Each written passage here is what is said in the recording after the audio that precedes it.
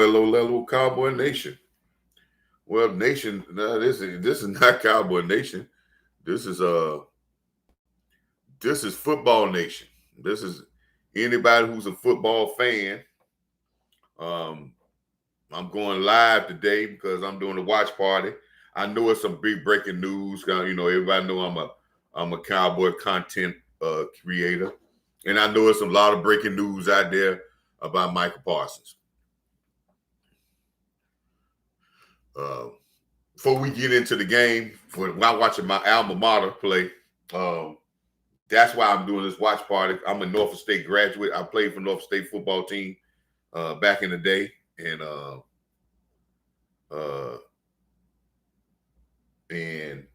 so I really enjoy, my Spartans.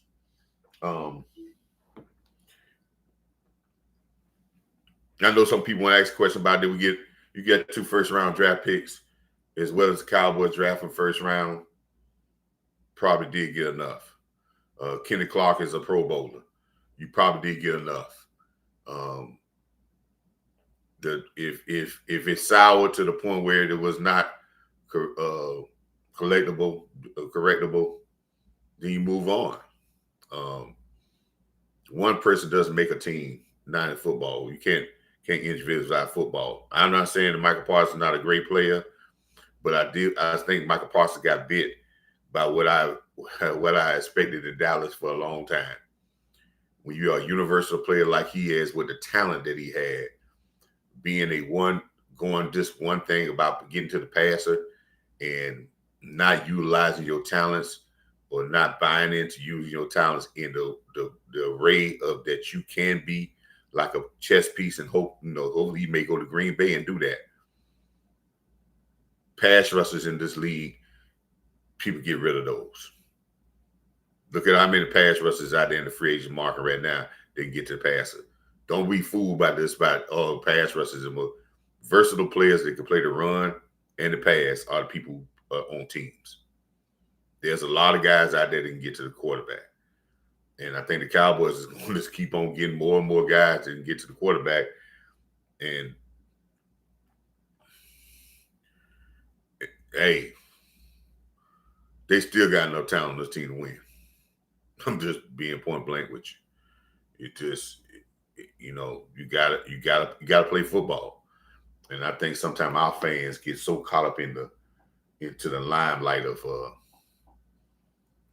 having shiny pieces instead of getting into what makes a football team. And maybe this might take the thrill off of the shiny pieces and put the emphasis on us really working hard as a team and doing what we need to do as a team and get where we need to go. So that might be a good thing. Hopefully everybody out there can hear me. If you can hear me, please tell me, give me a thumbs up in the chat if you can hear me. I thank you so much for coming in. I know a lot of people thought we were going to come in. We will talk about the Michael Parsons thing probably at halftime. It was I just saw it before I came in. But I'm excited. Coach is excited. Because this is my alma mater, Norfolk State University.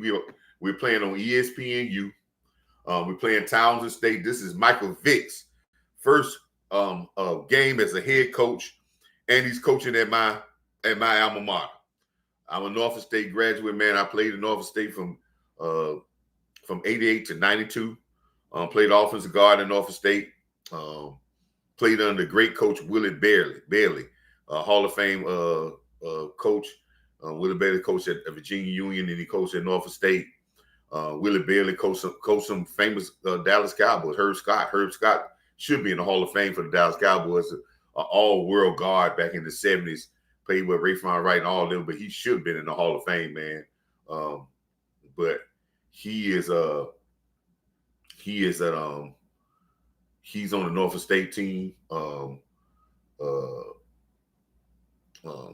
He was on the Norfolk State team. I'm sorry, he was on Virginia Union now, and Coach Bailey coached him. Michael Vick is making his first appearance at Norfolk coaching. Game day was at Norfolk today. Kind of disappointed with the crowd. I'm thinking we got we're gonna have a bigger crowd than I'm seeing on TV right now.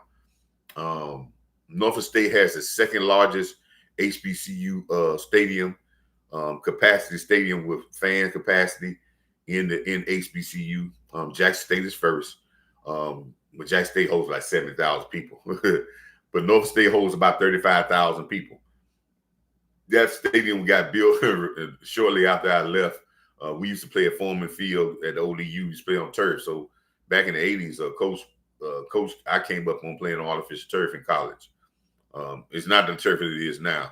The turf I played on was a glorified carpet over cement, basically. So, but now, yeah, man, I'm feeling good, man. Listen, man, I know a lot of people worried about Michael. Listen, man,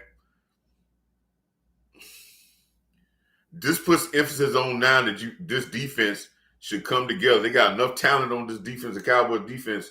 They need to come together now and play. Now they're not. There ain't nothing hanging over your head now. It's time to go out and play. Clark is if you want a defensive tackle, you got your defensive tackle.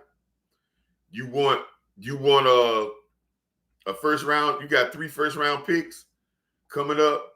You got money, cap money. You got money. You got first round picks. You got a young football team. A canvas like this, man, a coach would love this canvas. Because this is the type of canvas can be a canvas that can win for a long time. You got mobility where you can get anything you want and do what you want to do. But now I think with less stars, now you're gonna have to really work. And these guys now, it's about working, man. It's not about the names, and that's what we need to get over, man. I'll talk about what I posted on Facebook. On Twitter. On X later on. Eagles didn't have no range of names, and they won a Super Bowl. All right, Norfolk State's getting the ball first, man. Good kickoff. They kicked off back into I think Michael Vick has gotten some very good talent here. You know, some people gonna come down here to go to play with Michael Vick. So we got the Tidewater area has a vast amount of talent. It's a lot of talent in the Tidewater area. If he can keep a lot of those guys home in that Tidewater area, he would Norfolk State will be great. That area gets a lot of people. Virginia Tech, Virginia, and all those schools in that area get a lot of talent at that Tidewater area. That Tidewater area is big time.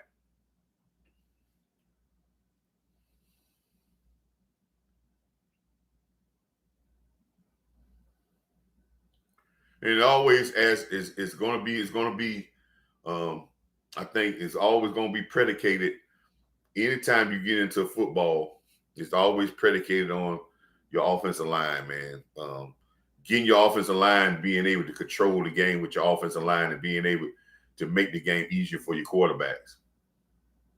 So if you can't do that, I think sometimes a lot of coaches get in trouble early on because they want to excite the crowd, and I think they don't allow their teams to get into a rhythm. I think as I saw in that first play, sometimes some coaches don't like to, they run the ball first down, don't give it 2 yards, and they be like, well, no, man, let's get the passing ball.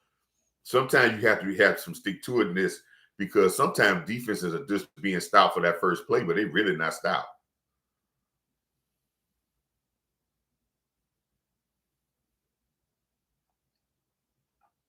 And see, that's where I say that. See, we first 3 and out, but this is again not questioning the Norfolk State, but this is a lot of things. A lot of coaches get involved. Stay in front of the sticks, man.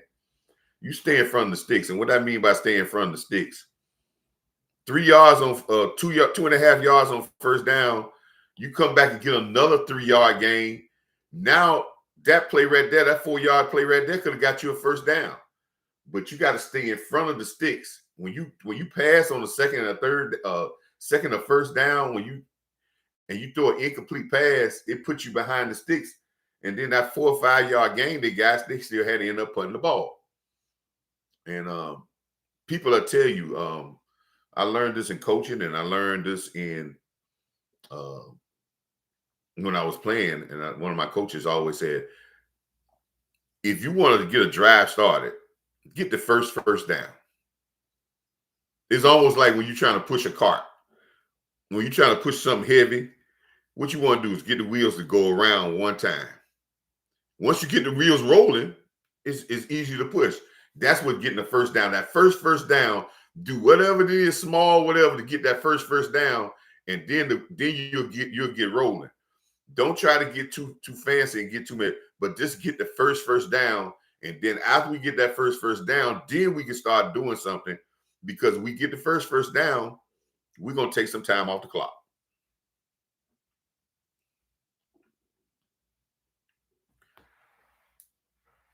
They start out with a run their first play. They come out with a pass on second down. They complete their short pass. I'm learning that in football that a lot of teams are giving these playing very soft on these corners, and I'm watching football a lot, and teams are using those quick stop routes and getting those 5 or 6 yards when teams are giving them that cushion.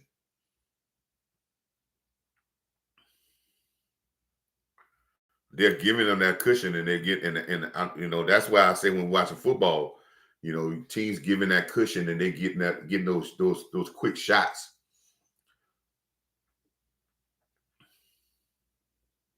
When I used to coach defense, I used to like to roll up real tight on early on in the games. And some people don't like that because you don't want to give up a big play early. But I like that because most times teams are not looking for a big play early. They're looking to get completions. So when you roll up tight and you don't give them an easy completion, sometimes you want them to throw the ball deep, because you throw the ball deep on a 9 pattern. That's one of the lowest percentage passes in football. I think that the average of those getting complete is like 40 or maybe 30%. They get complete. So if you got, I take my chances that corners can play a deep route right off the bat, because I get you behind the sticks, and then I might turn you, get you get the ball back from you. So I used to like to play a little tighter early, and then kind of loosen up as the game goes on, based off how I see you playing.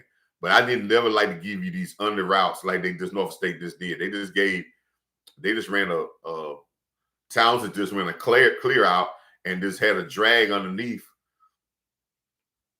And our linebackers did not pick up. We were playing man to man. And sometimes when you're playing the slot receiver with a safety or a third corner, if he's off coverage already, and that guy runs a drag route, and you don't have linebackers that's staying home, they go into the flats.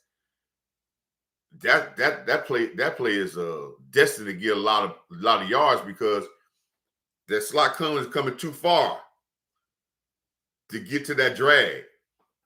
That's how when I say you can run patterns to dictate their type of coverage. Now you're gonna make them pull out of that coverage, because they're gonna be worried about that drag.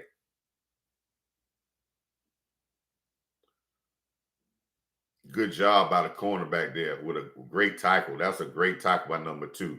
Great job by coming up there. Very good job of coming up. And one thing I'm seeing about Norfolk look like they really stout up front. So it looked like they have done a good job in recruiting up front. I think that they had a lot of guys that was coming back from that last year.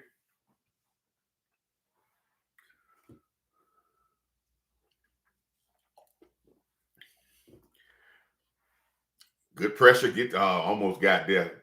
We got beat deep bad that time.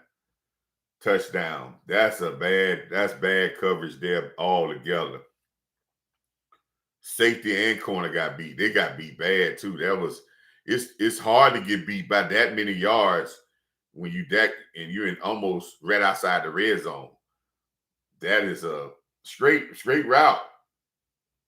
That's bad. That's one receiver route.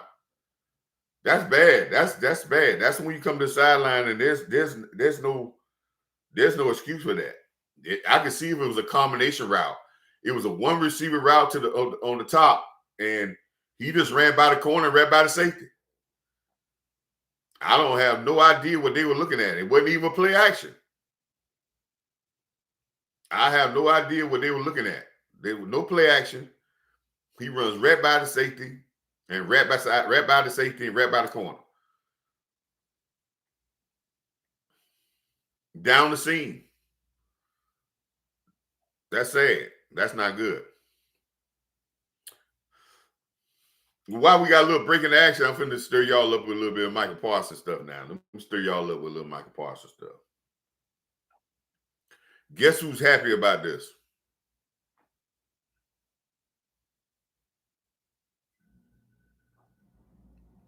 Which player is going to benefit the most by Michael Parsons being gone? Contract wise, which player is going to benefit the most contract wise by Michael Parsons being gone? Some of y'all going to say Tyler Smith. Tyler Smith going to get paid, but probably going to pay you anyway. Some will say Bland. Bland's got a lot. Bland has got to play like a. I'm saying Bland is good. I don't know if Bland is top flight money, but I think he's gonna make good money. But I don't know about top flight money. Well, the person that's just sitting on the horizon now is Pickens.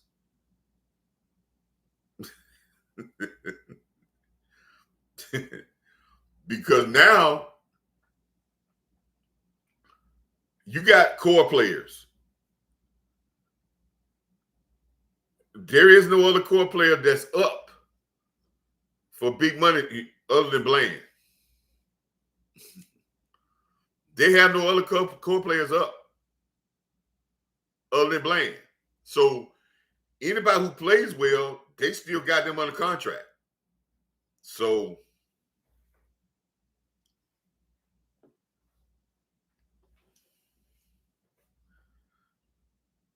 your next two players up for big contracts is Tyler Smith, and if Pickens have a good year, I don't know if they're gonna pay him $30 million, but he may get a nice contract now if he does well. Other than that, there is nobody else up for big money. And you got a talented football team. Man, I'm telling you, man, if the coaching is right and the motivation is right, I'm not saying Michael Parsons, losing to Michael Parsons can hurt you. But you got a lot in the cupboard with a lot of flexibility.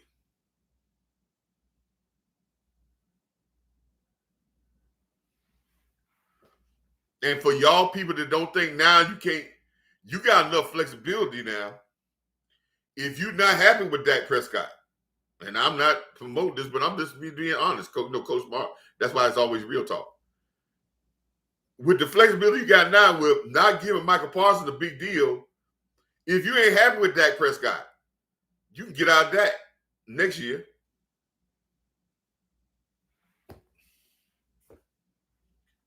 Because the cap is not going to hurt you as bad.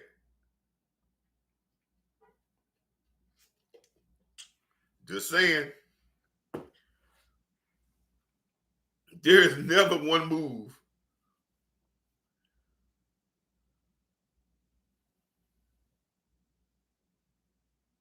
they waive who? The wide receiver?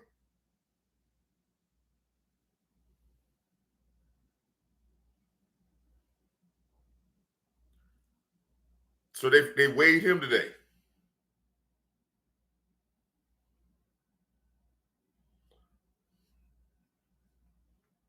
I don't see why they had to waive him to bring in Clark, because Clark replaced Parsons on the roster. I don't see why they would do that, but they might have waited for it. Did they get Childress back in? That's what I want to know. Did they get Childress back in on the practice squad?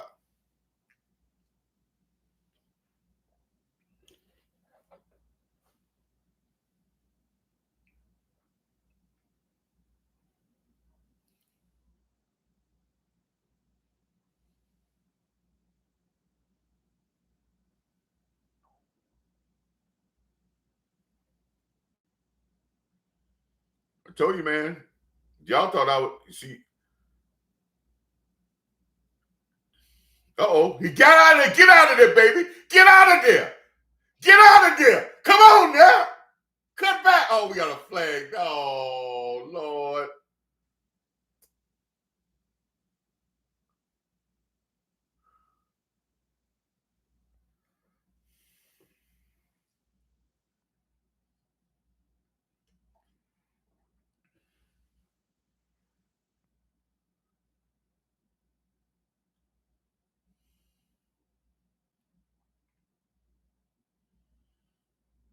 They picked up a guard, an offensive guard. And they waited for, oh, yeah. They didn't feel, they felt it wasn't really no different. Listen, they didn't feel that they had no, we got a flag, man. We had a long run, but we got a flag. With long kickoff run, but we got a flag. You know, penalties on special teams is a killer. You can't have penalties on special teams. They are killers, man. And that's, you know, when you coach special teams, the special team coach, I don't care if we don't get a return. We just don't get penalties. Make tackles, but don't have penalties, man. Especially on returns. Because they back you up. We got to get a better running back. You got to get out of there, son. You tiptoeing. That's the quintessential of tiptoeing there. That's tiptoeing to the utmost. That ain't good. But let me explain something. I'm talking that, you know, I'm watching this game, but I'm glad I can get some people out there. Yeah, keep me posted. Keep saying these things. Let's talk about Florida. Listen, it's not too many difference between Florida, Brooks, and Holden. You got Holden and Brooks on your practice squad. You can release Flournoy. He probably gonna clear waivers, and you probably gonna bring him back to the practice squad as well. And you're gonna keep all three of them on the practice squad so you can bring, because like I always tell you, third, fifth, and sixth wide receivers are interchangeable. We're not looking for no guy that's going to be a game breaker at the fourth and fifth wide receiver. They may get one or two catches. You're not running no plays out there when you got your number one, number two out there, and your tight end out there. So, again, they see a guard out there that they can bring on, that people let go, that they can bring on their roster that's going to give them a veteran guard, because they may not be so happy with the other backup guard because they released what name. So they're good at tackle, but they want a veteran guard that probably could come in and do some things if they get hurt. Listen, it's all about Schottenheimer and his staff putting this together, man. But there's pieces. And I say this again. North State coming out, they got to get that first down, man. That's how they're gonna get rolling. But I'll say this again, man. Everybody's talking about this. Michael Parsons talking about this. I'll say this again. And nobody's gonna listen to me on this. They're gonna think Coach Marv is crazy. But I'm telling you, Michael Parsons got bit by a crazy Dallas system. But I can tell you this. When people out there like myself, Okoye, even Boss Cowboy, was out there talking about Michael Parsons being that unicorn, being that queen on a chessboard, and his ability of being a run stopper, off the ball linebacker and rushing the quarterback, and being a guy, and like as I kept saying, the first guy, which he had the ability, the first guy to have 130 some tackles, 17 and a half sacks, 3 interceptions that in the NFL. But I have said that many times over. He could not do that just at defensive end. And just being at defensive end is limiting his capabilities and is limiting his value. I said that because I saw in the NFL how you got players out there that got 10, can give you 10, 11 sacks right now that's still sitting out there in the free agent pool can't get a job. Veteran pass rushers. And I try to tell y'all that pass rushing is exciting. But you got to have substance in a whole lot to be called dominant as a defensive player. Think about it. Ain't that many defensive ends getting paid big money. Think about it.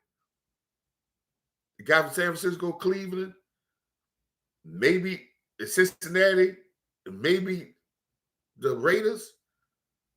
Tell me somebody else. You had like everybody think there's 32 teams out there that got $25 million, $30 million defensive ends. And I told you, teams that say we can manufacture pass rush, but we can't manufacture a guy that can be dominant in the run game and the passing game and be a weapon. And I'm not saying this is not digging on Mike, but I said this because if he wasn't, I said that. Now, he may get unleashed in Green Bay.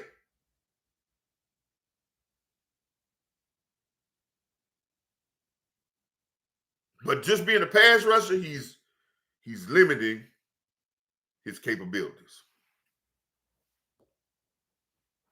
And I told you, man, because with the quick passing game that's going on now, with teams getting the ball out their hand faster, there's very few people doing these drop back passes no matter. You're going to start to see pass rushers get less and less money because teams are not allowing guys to stand back there and hold the ball for you to get there.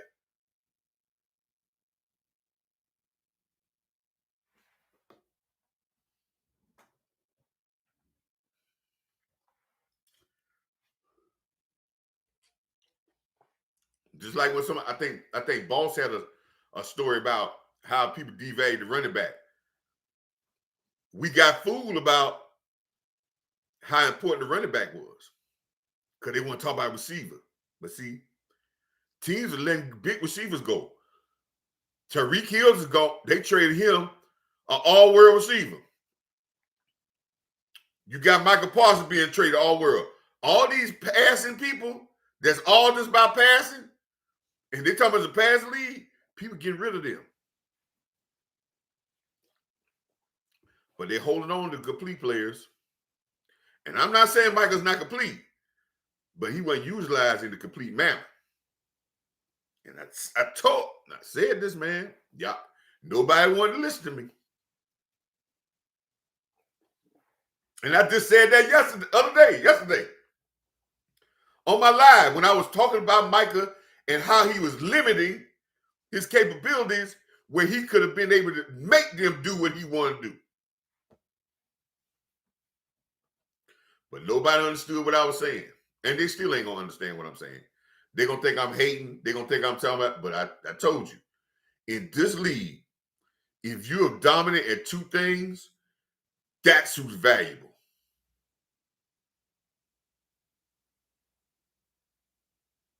If you're dominant at two things, that's what's valuable. If you're a tight end that can catch and block, you're ultimately valuable. You're going to get whatever you want. The team ain't get rid of you. If you're a receiver that can catch as well as block and do dirty work, you're going to get, yeah. If you're a defensive lineman that you could be dominant in the run game and get pressure, oh, yeah, you're valuable. If you're a one-trick pony,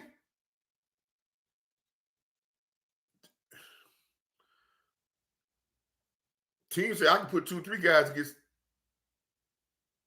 I can put 2 or 3 guys and get pressures and sacks. I'm telling you, man, you're limited, and maybe Green Bay's gonna unleash him.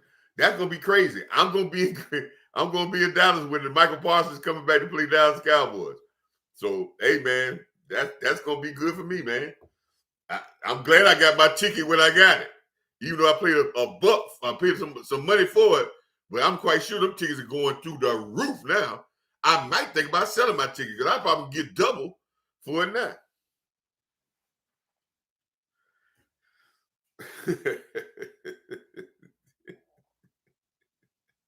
hey, hey, VI Cowboy, that's on your birthday, coach. I mean, my brother.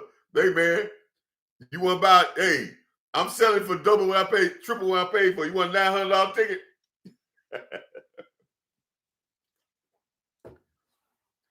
Hey, man, that just means pass rushers out there got a chance. Houston got a chance. Fowler got a chance. All these guys got a chance, man. I said this, man, and I knew because if Michael was 130 tackle, 17 and a half sacks, ain't no way in the hell he'd been traded. And he wouldn't have went this long while he got in the contract. But 14, 15 sacks, 6 to 8 tackles.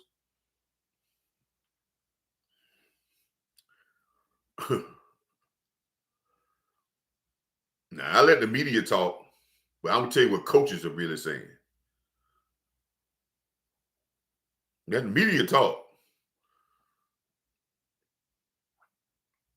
Coaches think this guy could be dominant in a lot of different areas. Now, is he want to play in Green Bay? Is he going to sign the big contract to be stuck in Green Bay? See, Cowboys ain't crazy. They probably have some other offers, but they like, hey, you want to be the marketing person in Green Bay?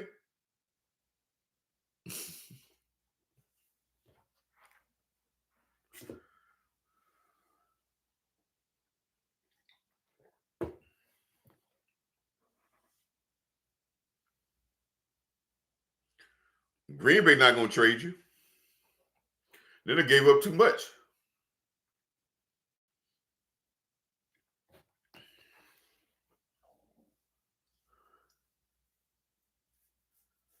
But 2 firsts, man. 2 first-round picks, man. Hey, you could do some work with 2 first-round picks. I mean, you got 3 first-round picks probably in the next 3 years. You can move up in the draft. You can move around. You can do a lot, man. All right, let's get back to the game, man. Towns is driving again on us, man. It's been kind of, they've really been doing just about everything. We had a chance to get an interception this now. I like the Norfolk State size, though, man. They look like they got a lot of size out there, man. I like that. Like linebackers, they look like they're a really big, long team. And in the previous years, I was concerned about their size. I was concerned about how big they were, man. But they look like they got a real long team, size-wise. A lot of height. Seems like they got some good height and good weight. So they seem like they got a long team.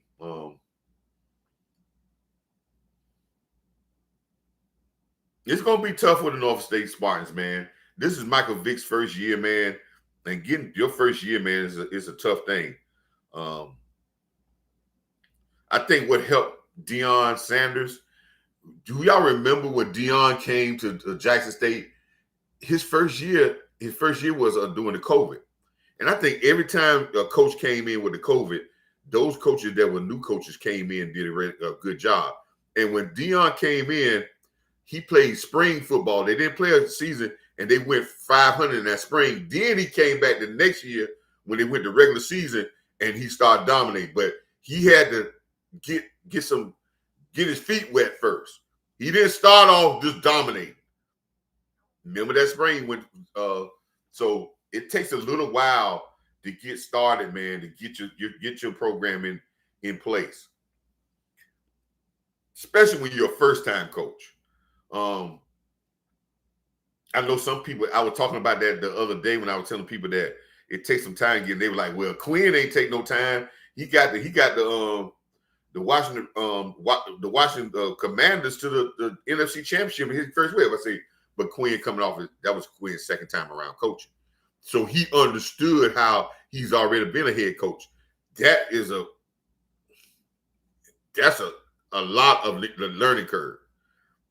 And he took that experience that we had there and put it in place. So that's why he had a little bit better footing of how he did. So when Schottenheimer is going through, he's the first time being the head coach. So it may take him a little time, even though he's got a lot of coaching experience. But like I said, this is a marathon. It's not a race. It's not a sprint. And like I said, the Cowboys have made a decision. This is for other guys to have opportunities. I always say names come with opportunity. There ain't number one way to make a name, and that's opportunity. And you got opportunity. We won the one tech, didn't we?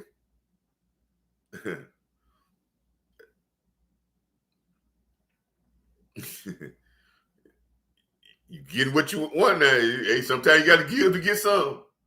So, hey, we gonna see. But I think if anybody out there, if y'all don't follow me, T-Smooth, all y'all, I mean, a lot of y'all people out there in the chat out there. If y'all not follow me on X on Coach Marv 1914, Coach Marv 1914 on X. Go out there and look at my post that I put out there today.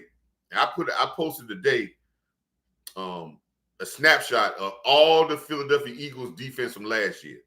And you tell me that defense, they started two rookie defensive backs. Nobody was talking about before the season, these guys. They started a guy slot corner, and they started a guy at cornerback. Bradbury didn't even play last year, hardly. And the other cornerback, he kept being hurt here and there. They started two rookies at corner. Braun wasn't even talked about as linebacker. The guy from Georgia, he got hurt at half the season. They had two light defensive ends. Sweat ain't no great player.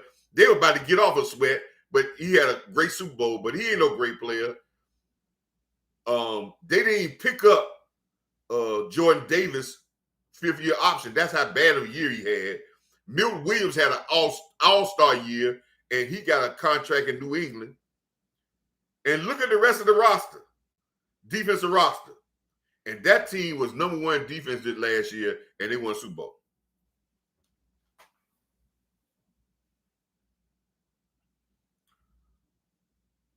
Those type things, man, make teams make decisions, because teams look at other teams and say, well, damn. When I look at their roster, do I see a whole lot? No. It's about your play. Everybody talk about Carter. Carter means that much? I don't think he's the best defensive tackle in the league.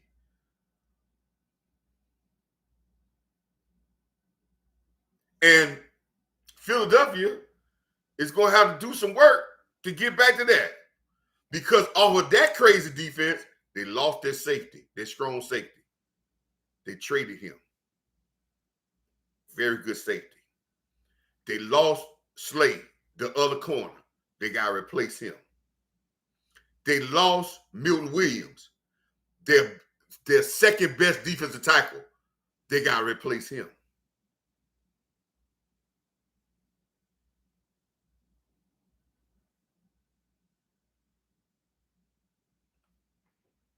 But everybody talking like they all were.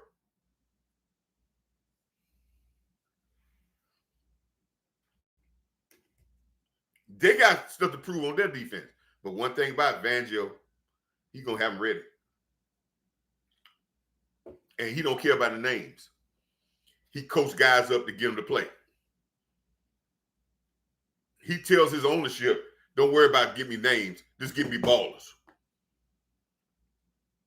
And I get the best out of them. Eagleflus, you got more talent than what they got.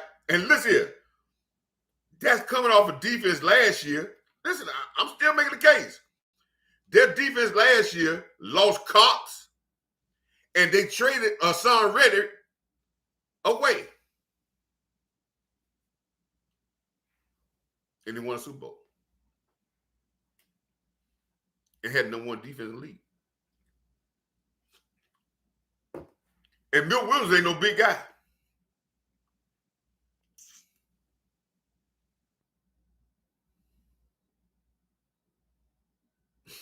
I'm just saying. Now, some people gonna argue the debate about it, but hey, I'm just saying.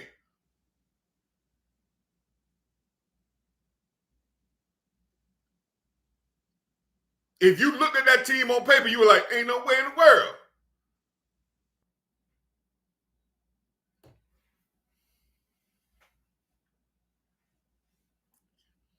I'm just saying.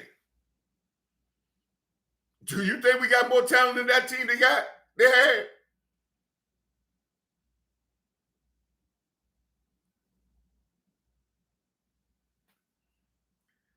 Just saying, man. I'm just saying, man. I'm just saying.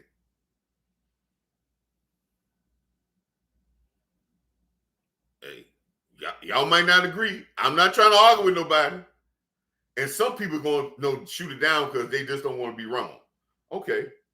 Like I said, I don't see a lot on the Philadelphia team from last year. I do not see a lot on their defense that said that they had these massive defensive linemen. They had this massive linebacker core. They had this massive this, and they had to get.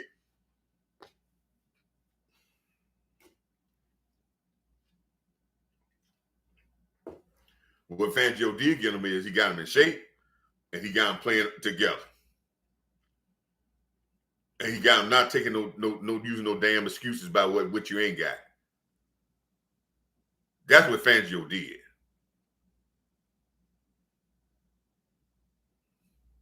And that's what Michael Eagle's got to do. Mike Eagle's got to do. Damn all the, okay, we ain't got so and so. Let's stop crying and let's go out here and play.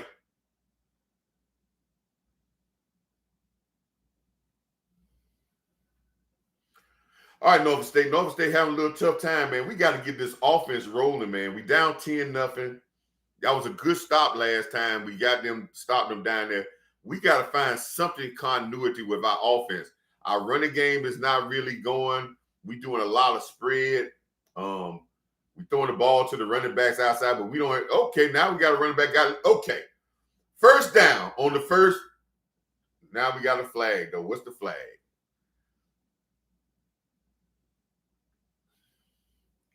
See, we had a big return on a play, and we had a flag. That's a negative play. That hurts us. Now we come back, we get a first down on the play, and then it looks like we got another offensive play, another flag on the offense, and that hurts us again, man. Blocking the back, man. Those, hey, self-inflicted wounds, self-inflicted negatives. You know what I'm saying? Self-inflicted wounds, man. Self-inflicted wounds, man. That block didn't even have to be done. The man was already up the field. You got a lot. Only thing you had to do, you ain't had to block him. Only thing you had to do, that young man, just stand there. He couldn't run through you and get to the tackle.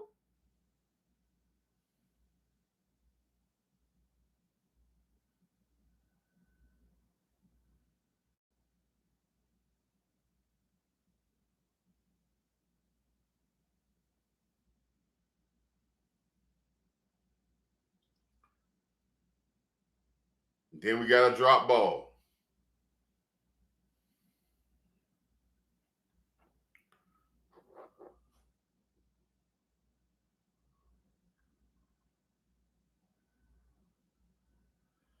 You can't play this way when you this far and be behind the sticks so far. 3rd and 13. You got to almost not. You don't want to turn the ball over whatever you do. Now you got to get up the field. You running sideways. Sideways is not going to get you the first down, young man.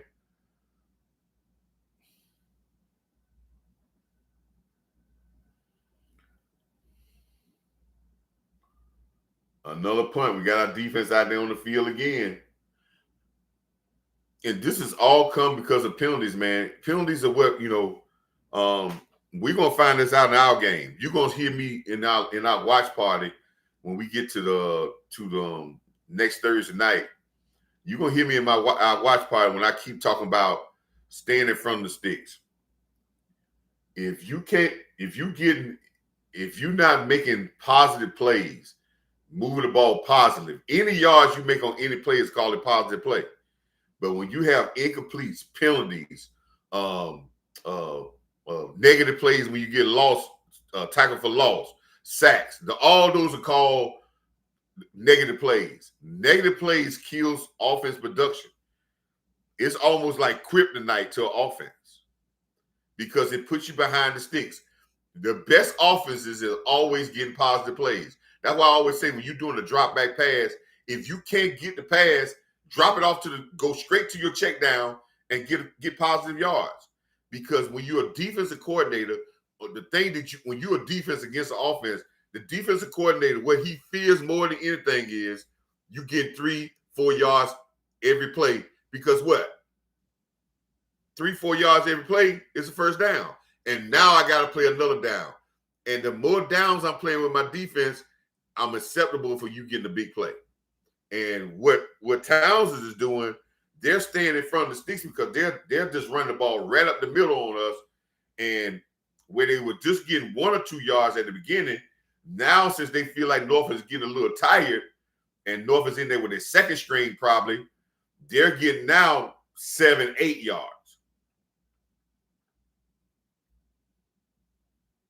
And they're attacking the middle of the field. Remember, y'all might remember one of my live shows, I told you, you win the middle of the field, you win the game. You can win the game. You can dominate the game. And they're attacking the middle of the field.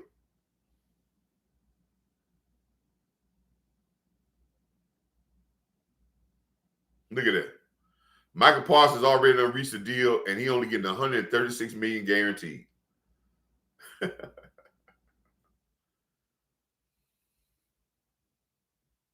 Yeah. I think a 4-year, $188 million deal. And he only getting $136 million. He got a 4-year deal. I told y'all, listen, people thought I was lying about I said that I need to go on Twitter, scroll back when I told you that one of the hangups in this deal was a 4-year, 5-year deal. Go back on there and you're going to find out that I told you long time ago that the problem with this deal was a 4-year deal, a 5-year deal. And that was the biggest hangup of this negotiation. Because the Cowboys won a 5-year deal, Michael Parsons won a 4-year deal. And why did he want a 4-year deal? Because he wanted his deal to end right when the collective bargaining agreement ended, and he was coming back to the table when they had a new collective bargaining agreement. Go back on Twitter. I'm going to go find it and repost it. I told everybody then. Nobody listened to Coach Marv, though. I told you that was the main. Listen, it wasn't about the $200 million, 147. He did not want a 5-year deal. He did not want to go into the new collective bargaining agreement under the old deal. Nobody don't want that.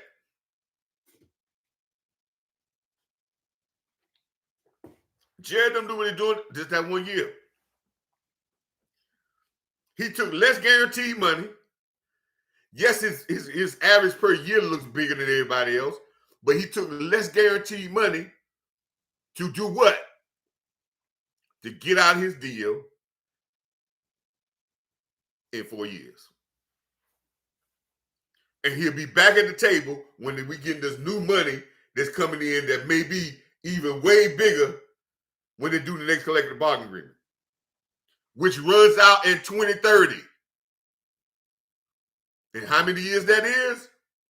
4 years.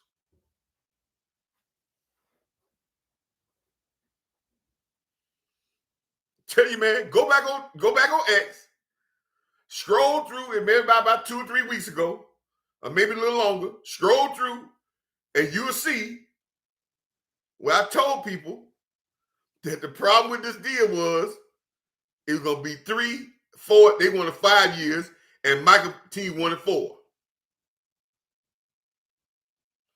And I told you that Tyler Smith is going to even have the bigger problem because when he get ready to decide next year, he going to want to do 3.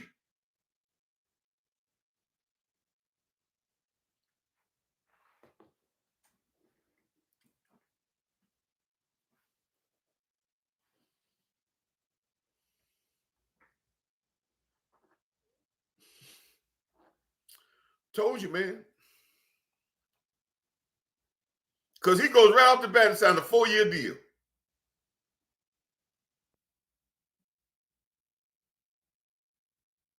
With $136 million guaranteed.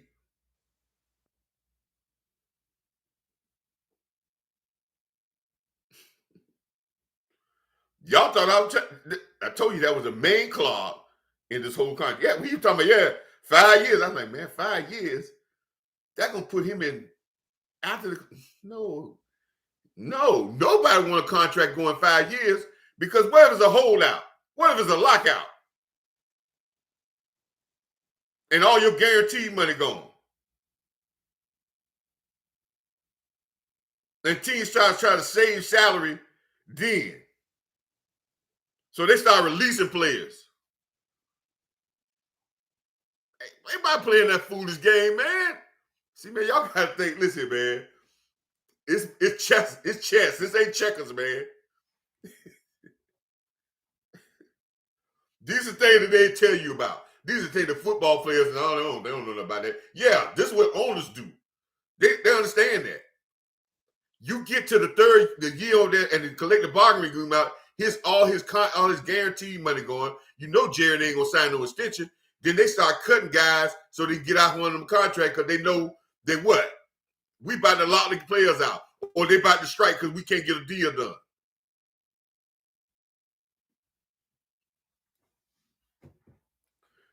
$4 years. I told y'all that, man. He was not signed for 5 years. 4 years. He was not going into a contract into the next collective bargaining agreement already under the contract. All the great players want to hit that. Look at look at TJ Watt contract. Look at Myles Garrett, even though they're getting older, they may not get, but look at all these contracts. What they're going. Think about it. Look at all the big contracts that have been signed. How many years they going? I bet you all of them running out in 2030.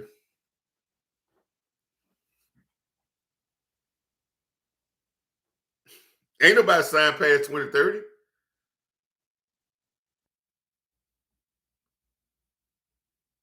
Agents ain't stupid.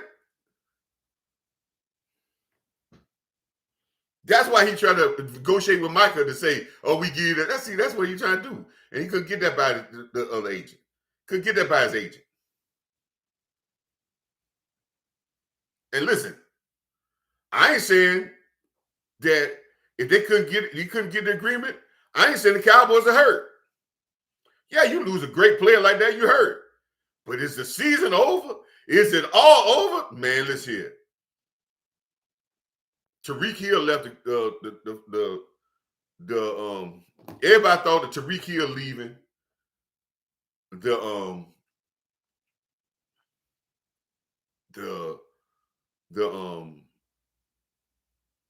Kansas City Chiefs. Everybody said, "Oh, that's it." Well, their offense started doing a little bit when it's not as explosive, but they went back-to-back Super Bowls.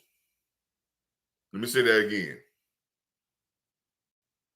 Patrick Mahomes' numbers dropped down, but they went back-to-back Super Bowls. Let me say that one more time. They traded Tyreek Hill, their best wide receiver, all pro, making all these plays, and they went back-to-back Super Bowls after that.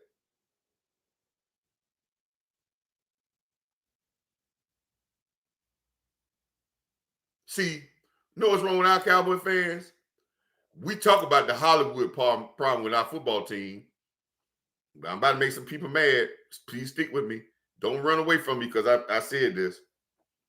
But we Hollywood too. We want the bling.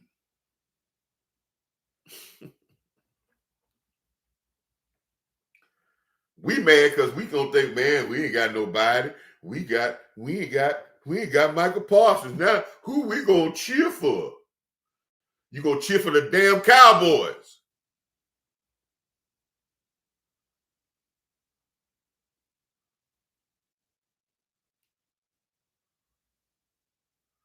what we gonna do?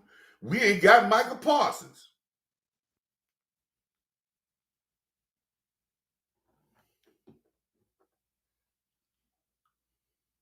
Michael Parsons is gonna go on to be generational if he expands his game to do other things other than just be a pass rusher. He's not gonna be generational just as a pass rusher. I'm gonna say that again. He's not gonna be generational just being a pass rusher. Do y'all see the league is getting back to running the ball, and they're getting back to getting the ball out of the quarterback hands, and they're getting back to not let a defensive end disrupt their game plan and dominate the game. There is no long running these long routes and doing that. They're getting the ball out of the hands of the quarterbacks faster now.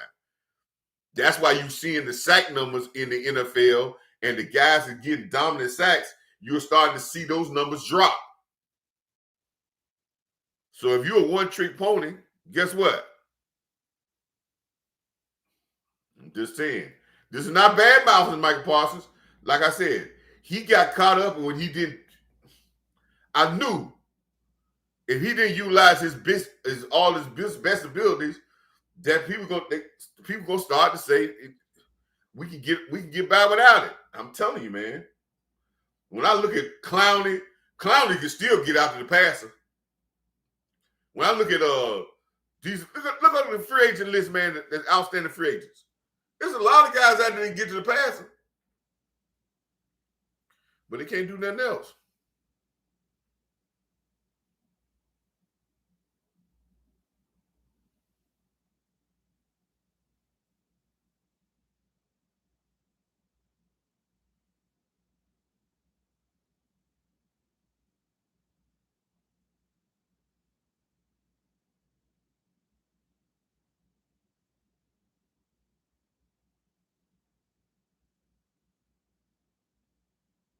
He got throw that flag. He can't block before the ball's in it.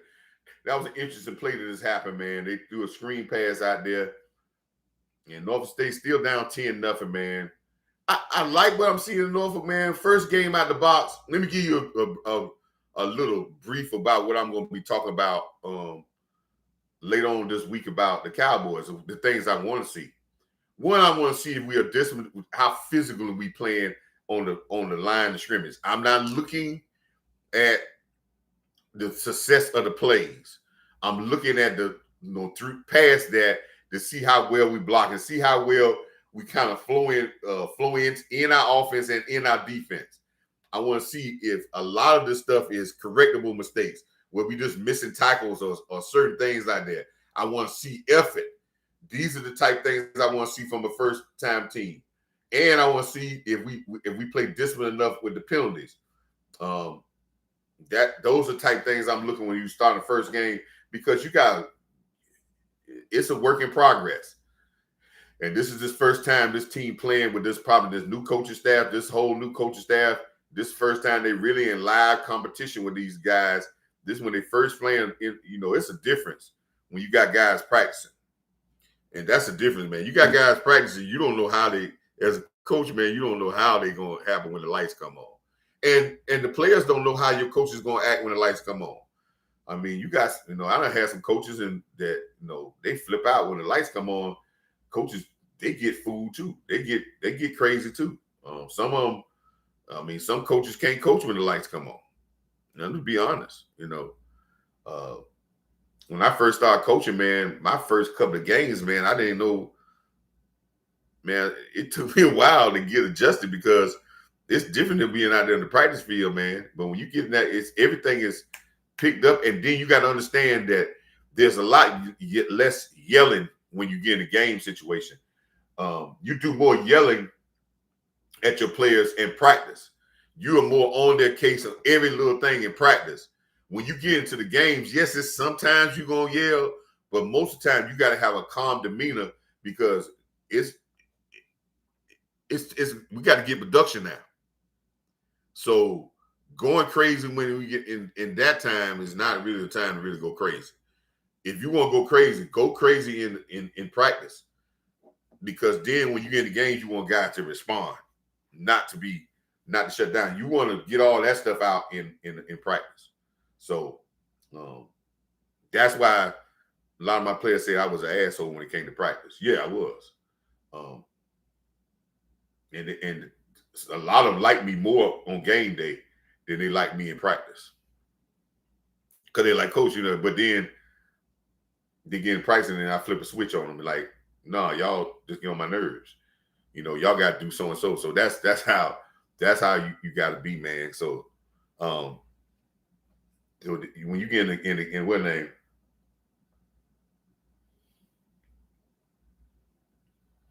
Yeah, Michael Parsons said he never wanted the chapter to end, but he's gone. He moved him on. Time for him to go on and get his new career in Green Bay.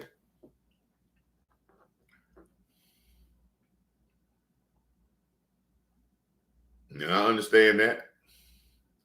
Another field goal we gave up by the right, so down 13-0. We still in this game, man, but defense have given up field. We just got to get our offense to going, man. They kicked 2 field goals, man. We got the lead story today, man. Michael Parsons has been traded to the Green Bay Packers. I ain't talked to my homeboy. The guy I'm coming to the game with is one of my best friends, man. Me and him been friends since kindergarten. And me and him supposed to went to Norfolk State together. Matter of fact, we played football together, and we got a scholarship. He decided to go into the military, and I went on to college. But we were supposed to be in Norfolk State together. We went to visit, and both of us accepted a scholarship to go to Norfolk State together. He's always been a Green Bay Packer fan. And the reason why he's been a Green Bay Packer fan because my college is green and gold. You can see if you're watching the watch party, Norfolk State is green and gold. I didn't pick this, but my high school is green and gold. I didn't pick Norfolk State because of the green and gold, but my high school is green and gold. My friend Trevor, he picked his family. All his family went to C.A. Johnson. C.A. Johnson, one of the historical black high schools in Columbus, South Carolina, one of the only high schools, one of the only 20 high schools that still started predominantly black and still. We talking about Angie Stone went to C.A. Johnson. You talking about Charles McNair, the guy that's the NASA guy. He went to the C.A. Johnson. There's a lot of great people that went to C.A. Johnson.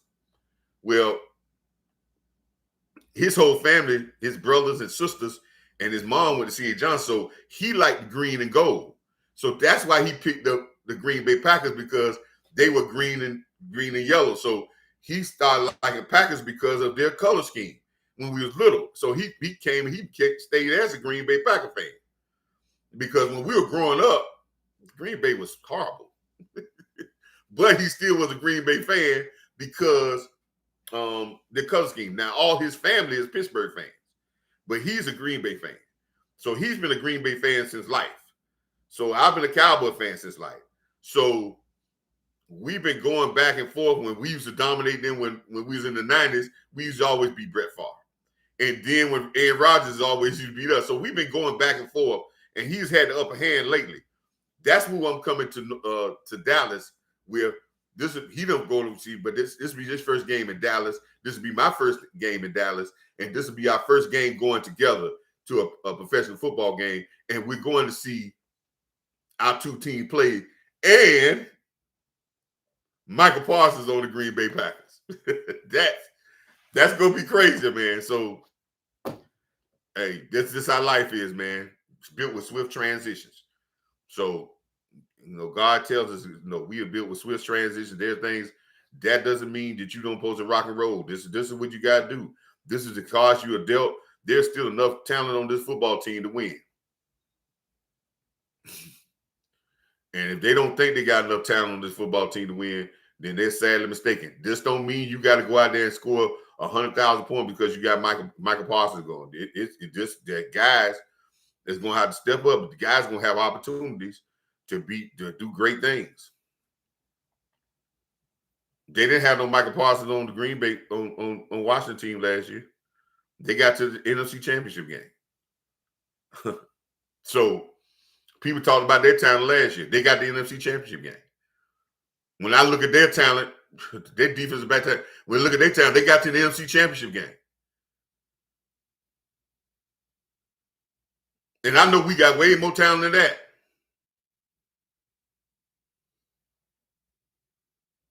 So we just got to get rolling, man. Like, go back and watch my thing, and you go back, go watch my video from yesterday. You'll see what I was talking about Michael Parsons, and that was not directed of saying bad things about Michael Parsons, but I was saying that you were limiting how people they'll play this role with you if you're not doing all the stuff you can do. If you're not, you're too talented not to get it all at you. And then we with the contract negotiations. Go back on Twitter, on X. I don't want to keep putting to my home, but nobody talked about this. I told you the biggest card in this contract offer was years. And right off the bat, he signed for 4 years. I told everybody back 3-4 weeks ago, it wasn't about money. It was about years. Because everybody want to be out in 2030.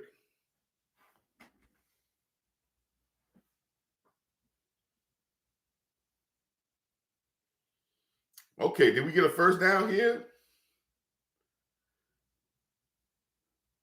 Got a new quarterback in the game. So when you switch quarterbacks this early in the season and in the first game, that means you really didn't have a real starting quarterback going into the game. You had one, but you didn't have one. Fourth down here.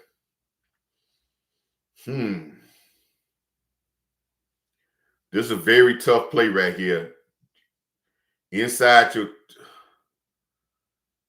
boy, I tell you, you really taking a chance here. You got it though, but you really taking a chance there. But Vic did a great job of letting that quarterback run. But that was taking a chance there because you really could, even though you were just down 13 points, you really could have put this team in, put your team in that. But you just got to get first down. You got to see, there we go again. A false start. False start. That's on the quarterback. Why that's on the quarterback? He rushing the play so much that he didn't allow your team to get in their set mode before he started trying to get the play off. Sometimes you get too much of a rush mode, so you'll learn that. You learn that. You can be quick, but you ain't got to rush. Let me say that again. You can be quick, but you ain't got to rush.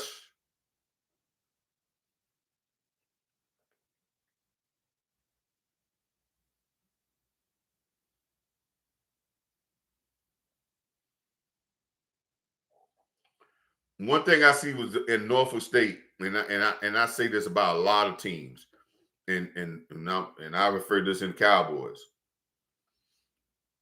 and you're gonna see this with Philadelphia and some of the other better teams.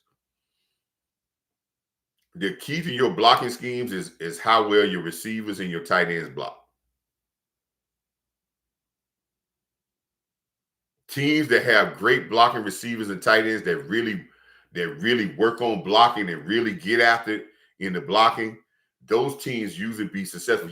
Because then you only on one thing. The people that really got to block this, all right. Now I'm teaching the people in this chat. You learn something. Let me give you how you learn something. And there were a couple people in here, so those couple people can learn something.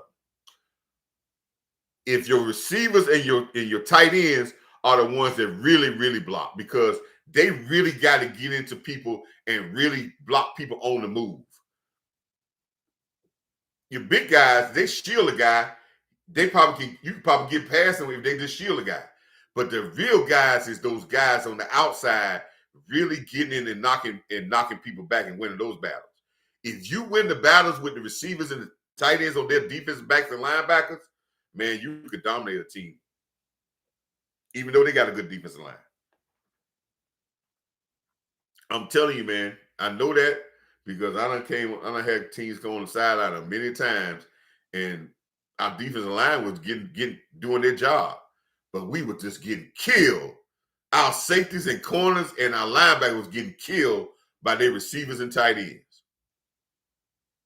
And we were like, coming over to coach, and they were like, the defensive lineman like, man, we getting off. I'm killing my guy. But these guys on the back end was getting killed. So that's important, man, in football. And nobody watches that but the coaches. When we watch a game, when we watch a run thing, nobody talks about the line, about the receivers and the tight end blocks on play. They just looking at the line. And they think that those guys just supposed to be blocking this, if they get a block, that's good. No, their blocks are very important. Okay. 2 first downs. And don't get a penalty pushing.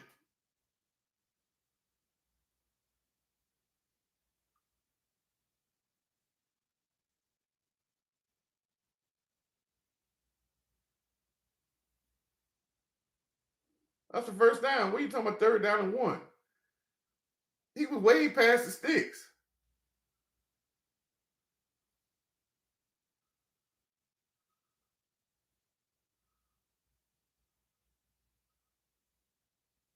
How they mark that ball that close?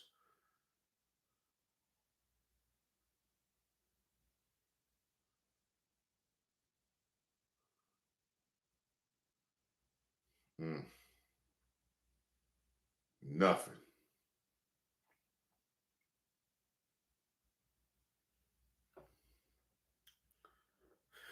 We had that was a bad mark on that last play. I think that was a bad spot on that last play. I don't see how that play looked like that was well over a first down. I don't see how. And then the 3rd down play, again, teams have to know this is another test when you talk about your teams. And this is when you got teams where you know teams are focused and they're mentally tough about what's going on, right? 4th down, we didn't get it. This is when you know how a team is mentally tough and focused. And this tells you a lot about your team. 3rd down and 1, you start to run the ball and you get totally dominated up front. That tells me that your team is not focused on what they need to do at hand. They went out there like this 3rd down play was like it was a 2nd down play, like it was a first down. They went out there with the lackluster. They didn't went out there with the grit. Then they tried to come out the 4th down. You didn't see the grit coming off the ball on that one. If y'all go back to a couple of my shows, I used to say this. Every game,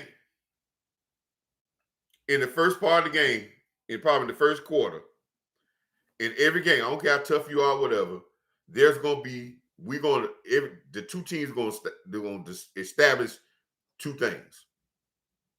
In every game, there's going to be something established in the first quarter.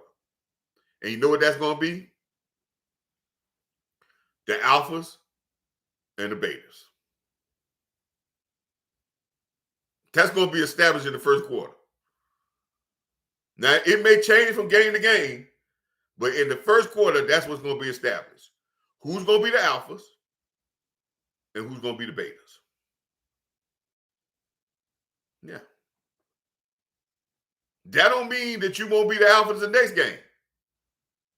That don't mean you won't be the betas the next game. Every game is different. Every game, in the first quarter, a team is going to establish that they're going to be the alpha team and who's going to be the beta. And guess who's going to see who's the alpha and the beta? The officials. I've had officials come up and tell me, Coach, your team, they're much more aggressive than you are.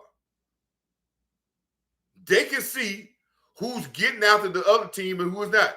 And guess what? When that happens, when the officials establish in their minds who's the alpha team and who's the beta team in that game, who's going to get the benefit of the doubt of the physical play? The alpha team.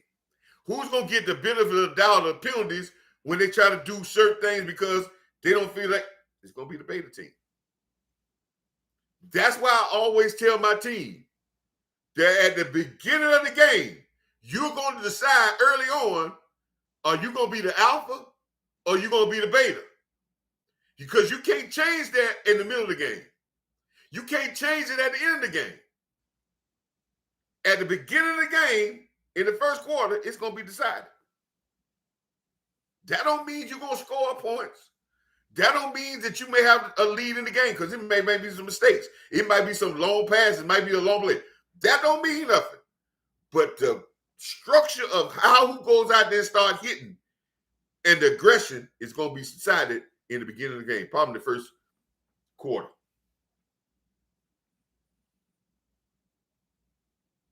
And that's decided every game. Each game is a different game.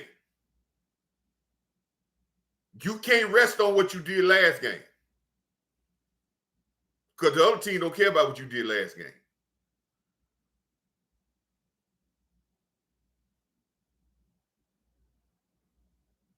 It's what you decide this game. And my favorite phrase I used to say with my coach that coached me in Norfolk State, named Coach Morris, his favorite saying to us, and he said this every day: get your mind right. When we came out of practice, he said, you get your mind right. And what he used to do when we used to do one-on-one drills, you go out there, one-on-one drills, we get at the beginning of practice, we go one-on-one drills, we a team, we go one-on-one drills, and you go up there and you ain't got your mind right because you ain't got yourself going yet. And you go on one-on-one drills and you get beat. What you want to do usually when you get beat, when you do the one-on-one drill? Oh, let me go again, coach. And guess what you say? You get one time, look bad. Go to the back of the line. And you may have to sit with that L all game, all practice long. It might be your homeboy that beat you, and he gonna sit in the cab talk about how he beat you. Now you might have could have beat him the next play, but he said you got one time, look bad. And guess what that was teaching us? The same thing I teach these players here. Talk about these players. Know what that teaches you? When they talk about a microcosm of life, that teaches you when you go in your interview, you can't go in there playing around. You have your mind right. Because you got one time to look bad.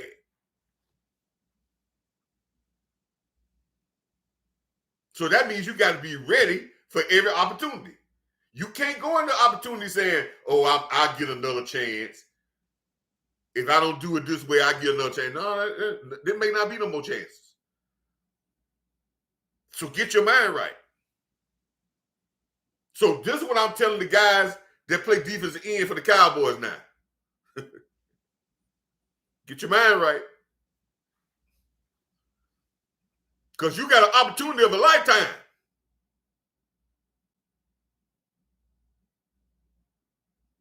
You got an opportunity of a lifetime because everybody underestimates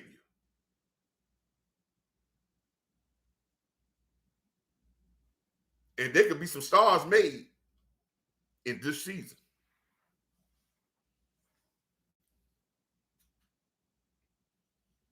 But you better get your mind right. So this game, when you're talking about the alpha and beta, Townsend had established already early in this game that they was the alpha team.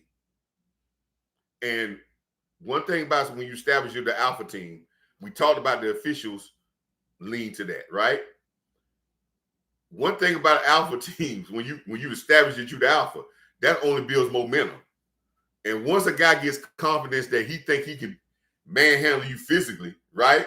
Or we can manhandle you physically as a unit, it's hard to stop that ball rolling. No.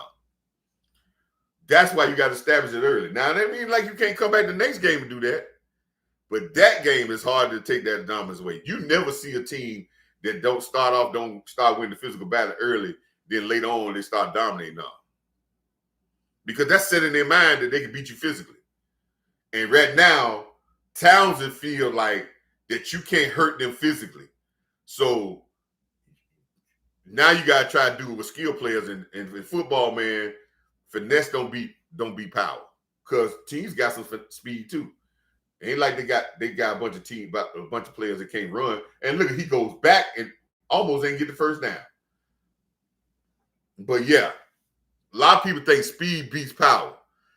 Like the team with power ain't got no speed either. They're like they a bunch of turtles. Yeah, speed might beat a bunch of turtles, but if I got athletes and I win the power game, you might have a little bit better athletes. But if I win the power game and I got some athletes, I'm gonna win that battle. That's why I keep trying to tell everybody when we talking about we got George Pickens, but we better have a physical presence with the Cowboys because we ain't gonna beat people with finesse. Teams got too many finesse guys. This league has got too many guys that's athletic. You think you're gonna go in this? Oh man, nobody be able to guard Pickens and Lamb. Yes, it is. These are pros. So whoever gonna impose their will. So go out there and look. Y'all, when y'all go and start watching games, hopefully y'all tune in with me watching this game. I know y'all talking about, everybody talking about the Michael Parsons thing, but I hope y'all tune in the ESPNU and watching my university, my alma mater, where I played my college football at, Norfolk State University, Norfolk, Virginia, the Tidewater area. There's nothing more finer than a Virginia young lady. Now, I didn't say I went to Norfolk State because of the green and gold, but when I went on my visit, there ain't nothing finer than some young ladies from the Tidewater in Virginia. Now, that was one of the things that got me going. I enjoyed my time at Norfolk State. I became a Sigma at Norfolk State, the Delta Zeta chapter of Norfolk State University. It ain't easy being DZ. It ain't easy being DZ. Any of my DC brothers out there that might be listening to me, man, any of my frat brothers from Phi Beta Sigma that come across my thing, go mob to you, brothers.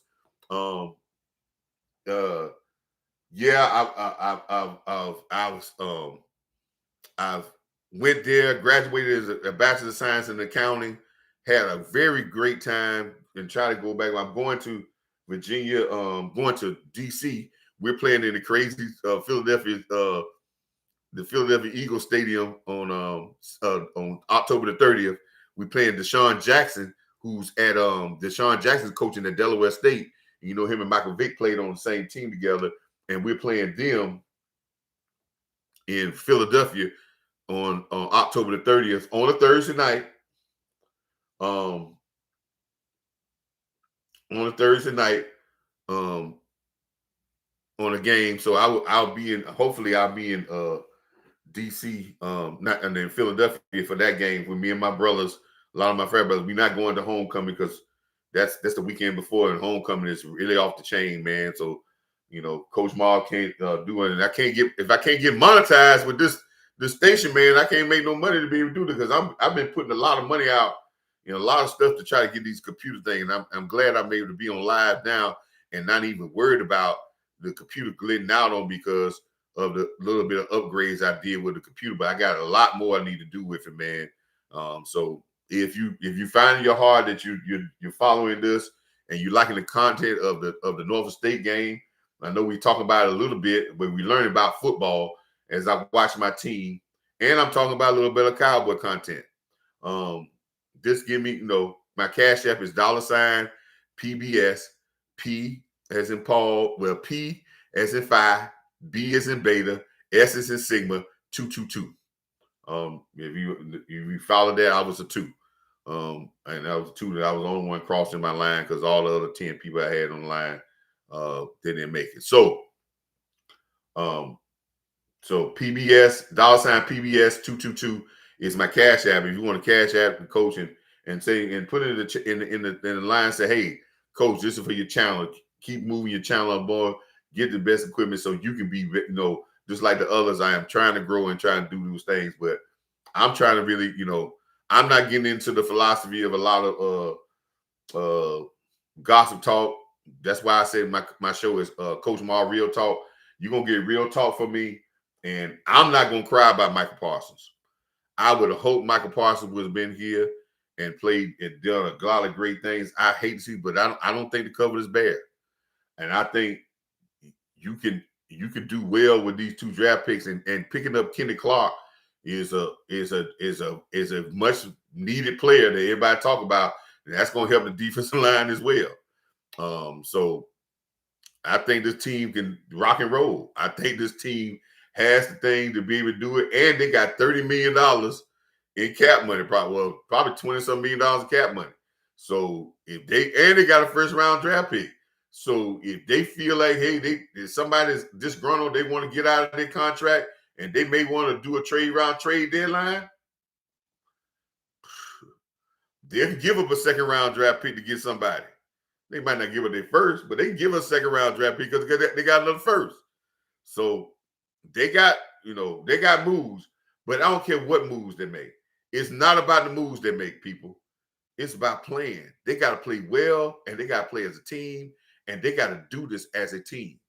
They got to get some mental toughness. They got to fight through this adversity. This is an adverse type of situation.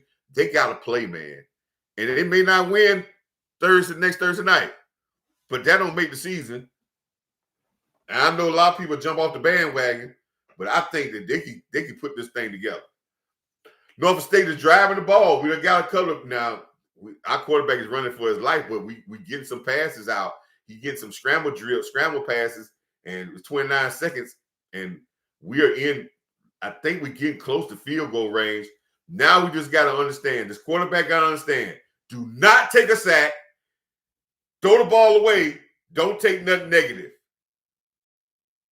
Throw the ball away. Don't take nothing negative.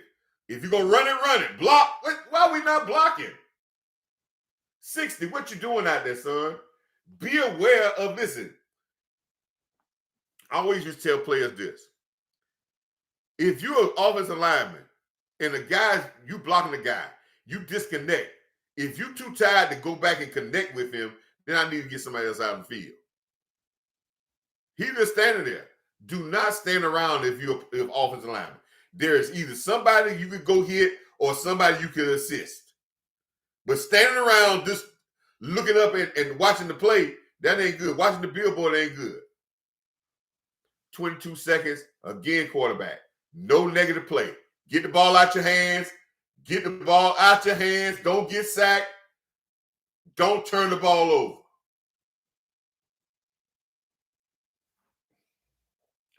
All right, 15 seconds. Now let's see if Michael Vick know how to handle the clock situation. You got 15 seconds. You got 2 timeouts.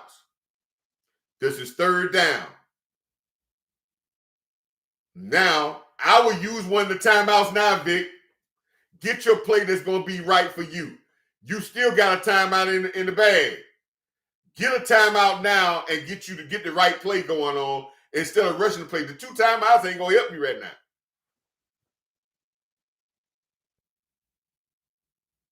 They go to blitz, and then he had to throw the ball up. Oh, that's a penalty. Good job, receiver. Bad play, defensive back. All right, now you got a first down. You got a 15-yard penalty. That should put the ball. Now, I guess now Michael Vick, coach ain't bad to say when he wrong. Now Vick looks good with this because now he got 2 timeouts with 10 seconds, which you need that. So not calling a timeout, probably good, but you just got lucky on that play because he just threw the ball up for grabs. Now, you know they're going to blitz you. They're not going to back off on the blitz. They've been blitzing the whole time. You had to have some plays that you've been practicing that are specifically for the blitz. It may be getting the person out in the flat because they're blitzing. A lot of times the teams do not cover the flat, and if you get somebody in the flat, that may be a touchdown. You got to. I know you've been practicing this all year long. Sometimes they blitz and they forget to cover the guy out the backfield.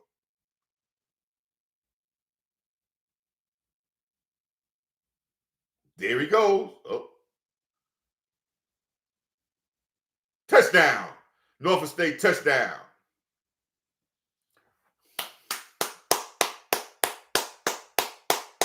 Good job, quarterback. Good scramble. Good touchdown.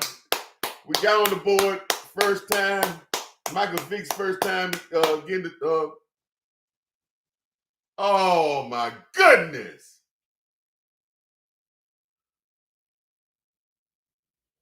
Take all the claps back, man.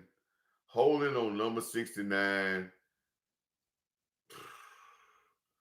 2 penalties in this game has cost us great field position on a long kickoff return and cost us a touchdown. The kickoff return was inside the 20-yard line. That penalty cost us, we probably could have scored on that possession. And this just took points off the board. We're down 13-0, and that shows you how vital penalties can affect the football game. Regardless of who wins the battle up front,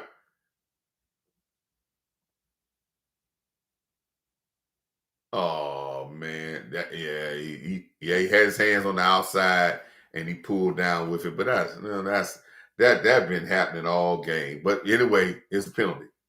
But that shows you when we talk about football how vital penalties at bad situations can hurt you. 2 penalties, one on a long run, kickoff return, and that kills you. You had the ball inside the 20-yard line, first down, and you had to turn around and go back. And you just took 7 points off the board because you had a penalty on the holding. Those type of things are the ones. These are the type things that kill you in football games, especially when you play against teams that both of y'all are kind of the same. And then we had a bad. Now he might turn this all the way back if we don't get him down on the ground. Yeah, we got him out on the ground.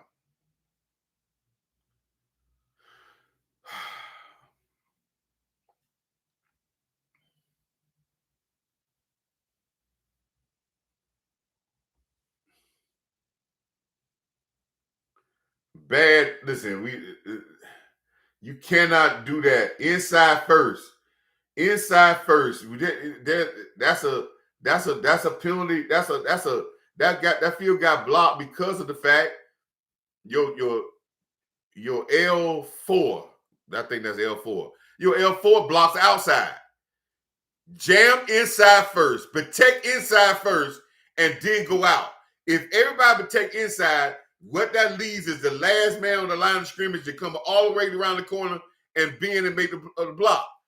Don't take outside but first.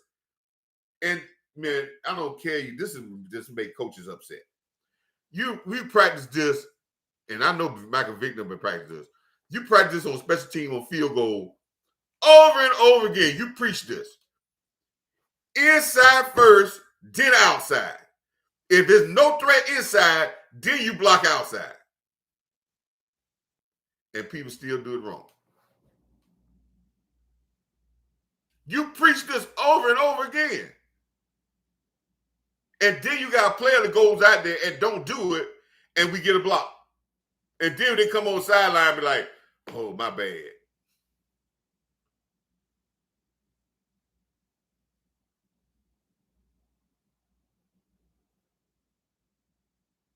This is when your tone setters on your team. I mean, y'all might have seen my tone setter video. This is when your tone setters get on you. See, it's one thing for the coaches to get on your case. It's another case when your peers get on your case for doing something you ain't got no business doing. You know the rule. There is no excuse for the rule. That's not I put it like this. Coaches do not get upset when you engage on the guy and the guy beats you physically. Because then we know that sometimes regardless if you do everything right, the guy just better than you, he beats you physically, but you gave a great effort. But you just ain't letting him run right through you, but he won that battle. Yes, we're going to get on you, but we're not going to crush you in that. But when you do something mentally, because that wasn't, nobody beat you physically. You just ain't do your job. The mental part. That's unacceptable. And we used to teach our players what was acceptable and what's not unacceptable. And my players can tell you, when you made a mental mistake, our guys got on you more than the coaches did. Because they understood, we taught them that, yeah, physically you're going to lose some battles. Because sometimes the guy's just going to be better than you. But if you lose a battle mentally because you don't do what you were taught to do, just the technique, block inside first. and you block outside, when you got a threat inside and the guy gets through, they ain't got nothing to do with physically.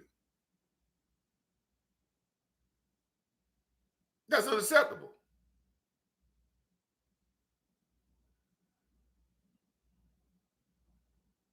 That gets you benched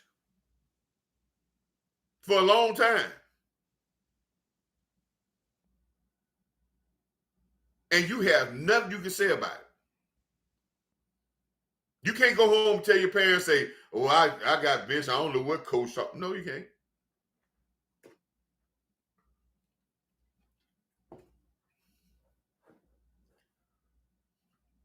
You can't go in there and say, well, I didn't block down. Well, how many times how long did y'all go over there? How many times y'all went over there? All the time. Did you know what you're supposed to do? Yeah. Why didn't you do it? Well,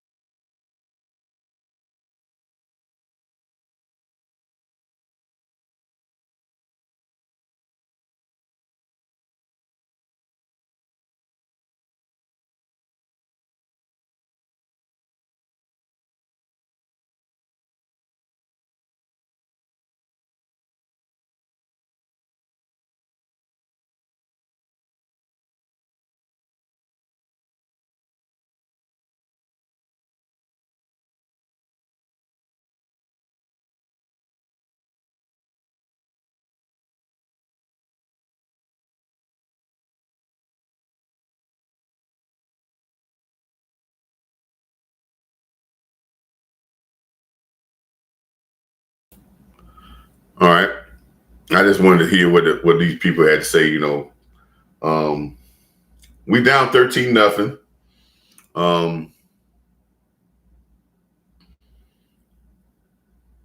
Now they're saying listen, now they're saying Michael Parsons got 4 years, 188 million. Now they're saying that the contract just has 120 million guaranteed.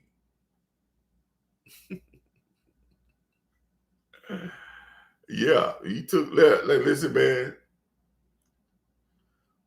Now let's go back to what I know a lot of people want to hear commentary. And listen,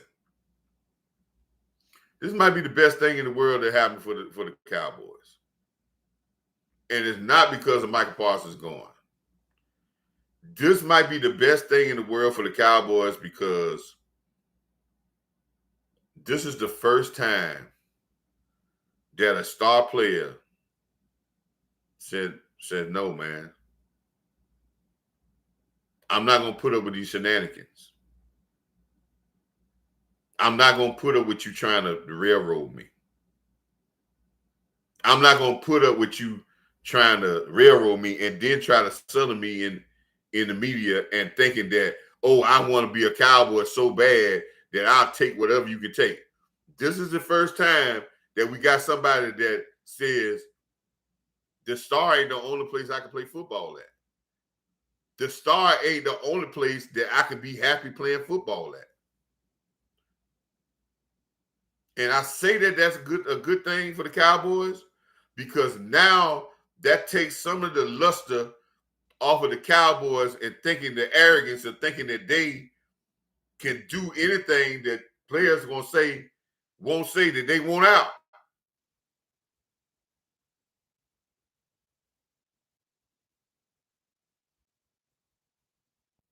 And sometimes that's good for an organization, for them to get slapped with the reality of thinking that they can't do people any kind of way. They're thinking that everybody feels privileged to play for the Cowboys. I wish our fans sometimes thought like that because I believe the Cowboy organization make us feel that we are privileged to be Cowboy fans. But we have to stand up at certain periods of time and say, damn that. I'm not going to cheer for you to do anything and think that I'm supposed to be a Cowboy fan. Now, am I running from being a Cowboy fan because of this scenario with Michael Parsons?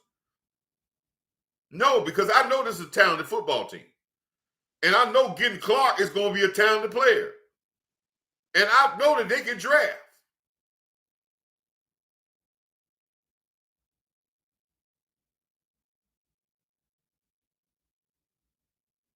But do we got players that's going to be sitting around and say, oh, well, this is what they did to Michael Parsons. We got rid of Michael Parsons. And, well, we got players like that? Because we got players like that. We don't have with Michael Parsons, we ain't got the guys.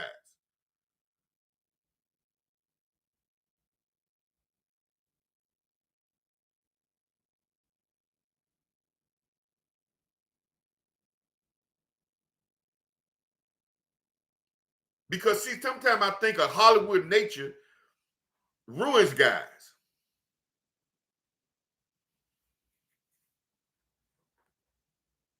Because then everybody turns into being Hollywood. And Hollywood does not win football games. What wins football games is the same mentality you took when you was a Pop Warner player. The same mentality when you came through high school. You got to be, and you went to college. The exact same thing. Before the money came involved. You was a dog and you played to be a dog and to win games.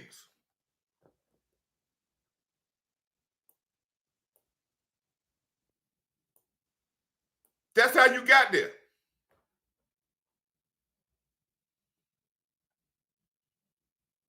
And if you ain't got that dog in you, with Michael Parsons or not Michael Parsons, we ain't gonna win.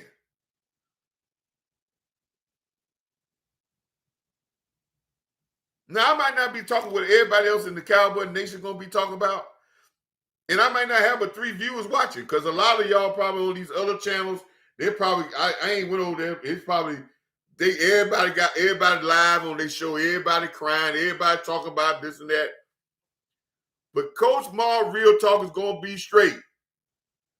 There ain't never been one player that won a championship.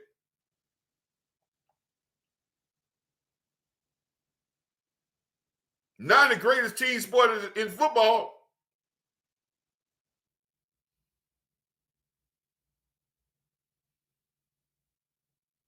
I'm not disclaiming that Michael Parsons is a great talent.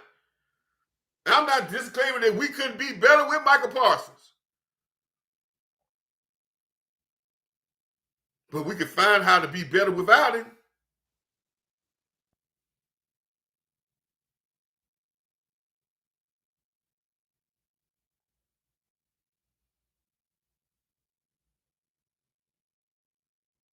We want to get better to run. I think Kenny Clark's going to help us get better to run defense up front. Are we deep at defensive line? Yes, we are.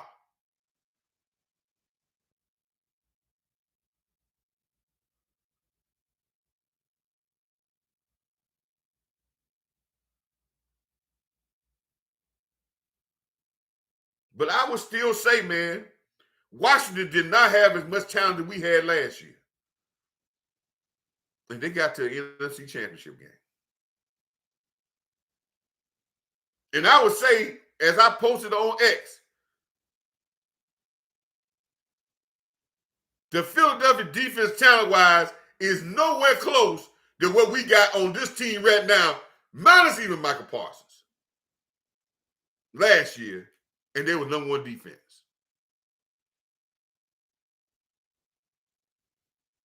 But we got a mindset, it's about players and not us. Oh no, we done. It's about players fitting with us.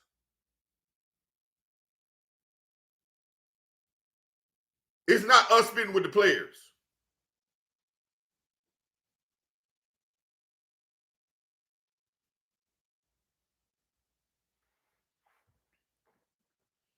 Now, will Michael Parsons go be generational at Green Bay? Maybe.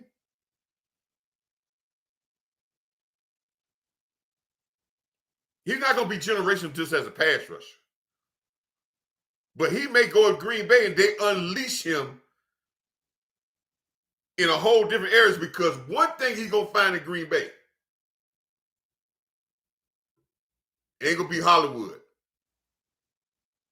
It's going to be about football. And those people going to preach toughness in football. And even though he might be in Green Bay, that's not a great city than Dallas, but it might be the best thing for his career. But him having a great career doesn't mean that we can't win without him.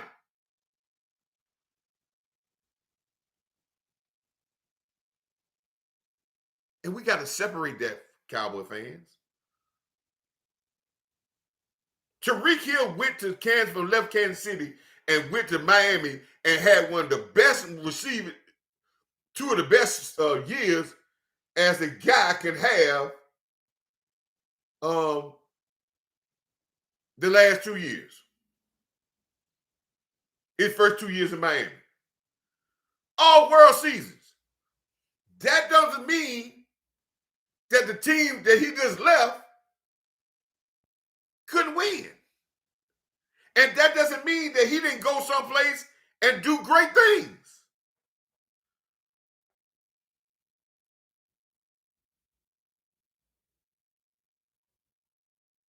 Yeah, I know some people say, man, well, if we had this and that, oh man, they had Tyreek Hill, where they would be at this year. If they had it, yes.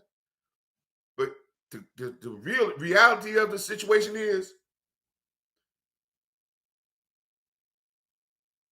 this team, if I was Schottenheimer, I would have a meeting with this team and say, yes, that's our brother. Yes, he's a great player. Yes, it did work out here. Kenny Clark is coming here. He's a great player. We got some draft picks. That's later on. But in this room right now, we got enough to win. And if you think you ain't enough to win and you ain't going to play to win, then we get Jerry and them, and we can see if we can get some of y'all other ones up out of here.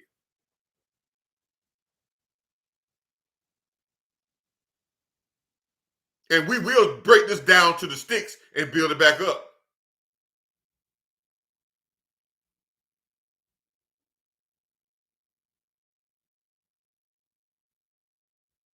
Because we got to get rid of this front runner mentality.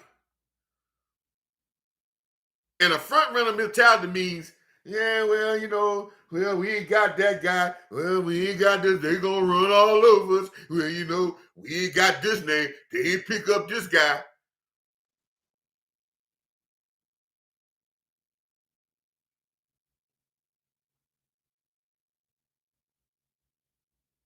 We got ballers on this team.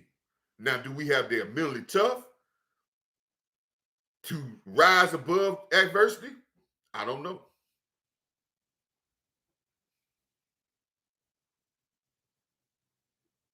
But I know there's opportunity. There's an opportunity for Fowler. They tried to have a year like he had last year. There's an opportunity for James Houston. There's an opportunity for Sam Williams. There's an opportunity for Leland. This is opportunity for these guys that's coming. This is an opportunity. where there is no alpha.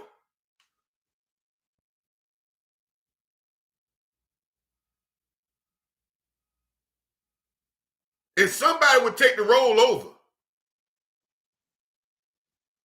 But now we got to go after this dogs.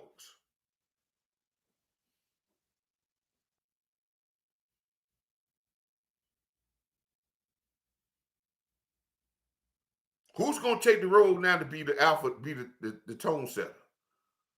Just say, man, I ain't scared.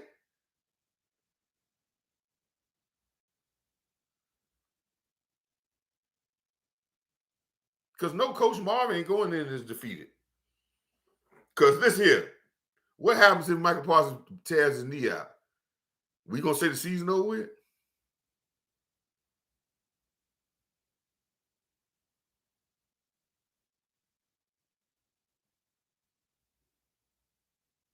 Why this happened? Probably because of Jerry and them, they crazy stuff. But I told y'all one thing. He didn't get a whole lot of money from Green Bay. But I told y'all, and I'm going to go to Twitter and find it. Coach Marv told you, this wasn't about money. This was about years. And Jerry kept talking about 5 years. And I told y'all that Twitter thing a long time ago that this was about 4 years and not 5. Because Michael wanted his contract to be over, which everybody wants their contract to be over when the new collective bargaining agreement goes in, which goes in 2030.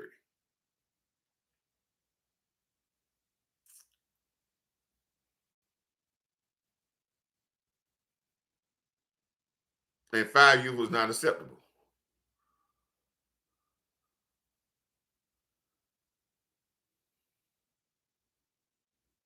And see, you can't get a contract in Dallas where a guy takes a team-friendly contract or a regular contract. And no, because everybody overhype it. Our own fans overhype it so bad, so you get to a point where you ain't got no choice but take it to another level.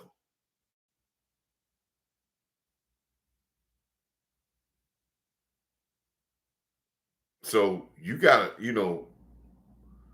we just gotta say, man, that's just how it is.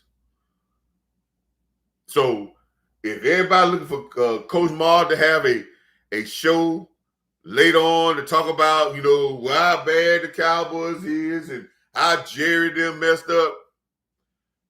My show last week, yesterday was, man, it's time to talk some football. And guess where I'm going to go at maybe in a couple of days? I'm going right back to my keys of winning this next game and winning gangster on the road. Because with my eyes see and the talent I see, we got enough to see to win the championship. Y'all may not think it, but we do. Because I look at teams that got a lot less than what we got that won. People talk about Philly. They took a guy, Beckman, that was nothing and turned him into an all-pro. They had 2 all-pros on the like Lane Johnson and the guard that his first time center. The center was his first time playing. He wasn't all that great. They took Scott Beckman off the street and made him something. Then they got the 2 guys, the other guard and Lane Johnson.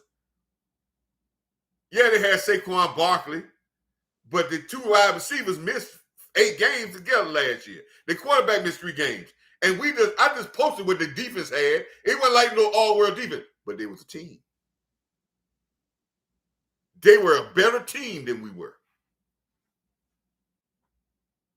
And they got rid of Son. Everybody said they ain't gonna get rid of Son Reddick. He get too much pressure. And they got rid of him and got better. And I know Son Reddick is not Michael Parsons, but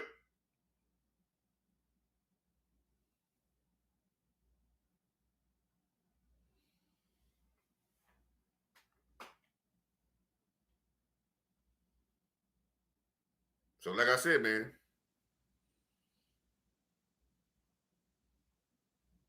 Cowboys, if any of y'all on this thing or y'all get wind of this, are you gonna shit or get off the pot? Some of y'all guys who think y'all superstars, y'all gonna be right.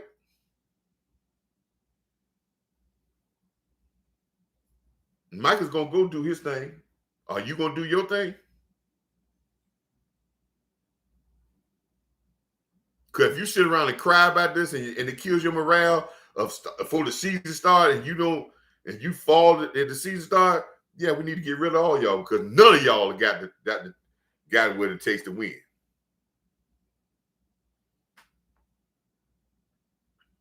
And this is not saying that I wanted Michael Parsons out of here. And this is not saying that we not better with Michael Parsons. But I can tell you, man, that ain't gonna kill our chance.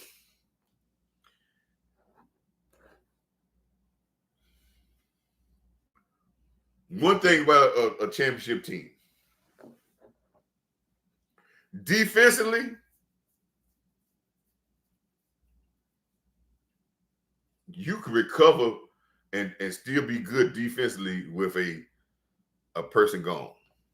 One. Offensively is kind of tough if your whole offense is centered around a person.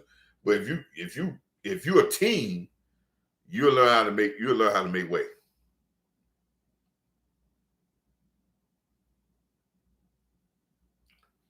Starting the second half, man. Everybody who's in the chat or been in the chat, man. Like I always say, hit like, comment, subscribe, man. Thank you for the comments. I had a lot of comments. Thank you for subscribe. If you hadn't subscribed, please subscribe. If you hadn't shared, share it. I know everybody else all the other content creators, they got shows on Michael Parsons. They say, "Oh, Coach Marv doing a watch party with the Norfolk State Spartans."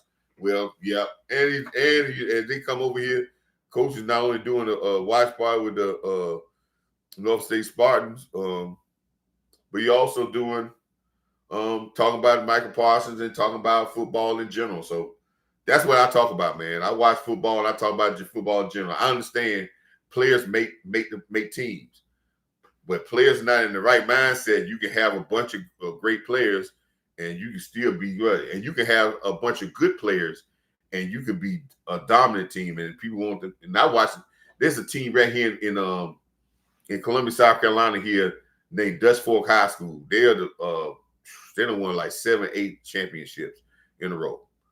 They got a gauntlet of a program. Matter of fact, they play teams outside the state and they do well as well. But they don't have a lot of Division I players. They don't have a lot of size, but their system is so in place. Though they change out, they still win. For one, they got a mentality to win, and their system and how they play. They don't beat themselves. They are fine to go, and their coach is a great coach. He done won like 7, 8 championships here, and he came from North Carolina where he had won 5 in a row in North Carolina.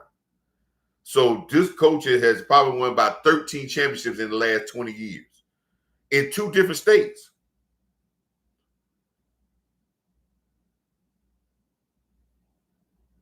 He's a Nick Saban of football in high school, and he runs his program like Nick Saban. They switched up their games. They tinker things, but the basic philosophy of how they coach and they discipline and how they do things, it stays the same. There's a way about where they go about things, and they do those things, the basic fundamentals, and then they sprinkle that with some talent, and they utilize the talent. They may pass the ball or run the ball. They're not strictly one way. They can tinker some things, but their basic philosophy is what keeps them winning. And they don't cry about somebody gone, somebody to graduate. They work. And if the Cowboys can get to that, they're going to pick some great players here.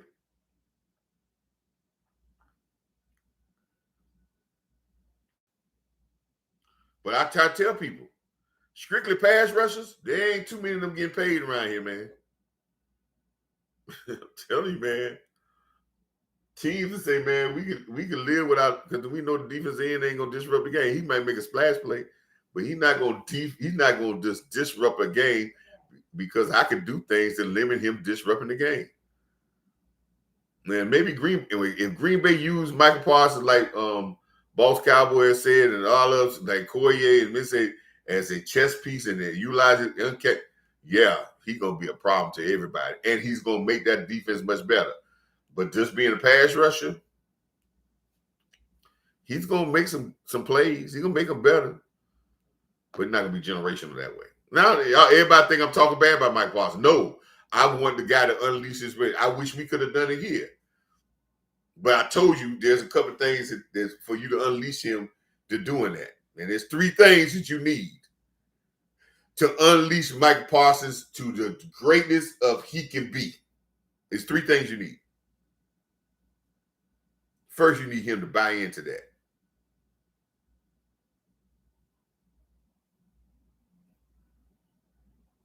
And that ain't always been the case. Buy into being that unicorn. Buy into being that guy that does it from back level and the top level. Buy into that. Second thing, you have to be conditioned to do that. And I watched the last couple of years, he wasn't in the condition. Y'all want to say it, y'all want to talk about it. I watched it. I said that on live streams. To do as I think Michael Parsons can do in the generational things I think you do, you have to be not in shape, but another type of shape. And that's not being heavy. But that goes back to buying in.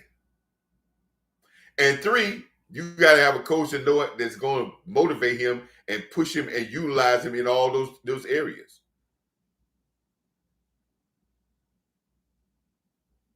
And when I'm talking about a coach, you got to have the time to put that in. And we wasted the training camp. And he wasted that in Green Bay. So it's going to be some hard for him to do all that in Green Bay.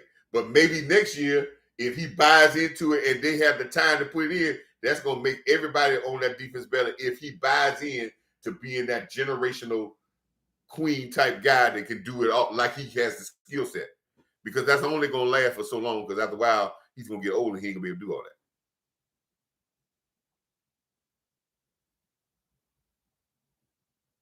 that. Those are 3 things it's going to take.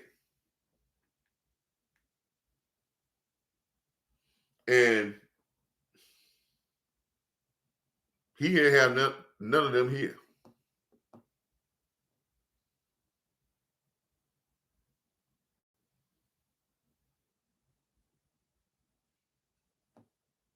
Now, I'm going to make people mad. Those 3 things: buy in from him, ultimate type of shape he had to be in, and he had to be utilized and work at all these different things and get used to it and get comfortable at that, where he could start exploring his greatness in all areas and exploring it, and that would show people once they got comfortable how other players could play off of him and be great. That's how he could make his whole defense better, even top notch. But it needed those 3 things. And guess what? He had none of those here in Dallas.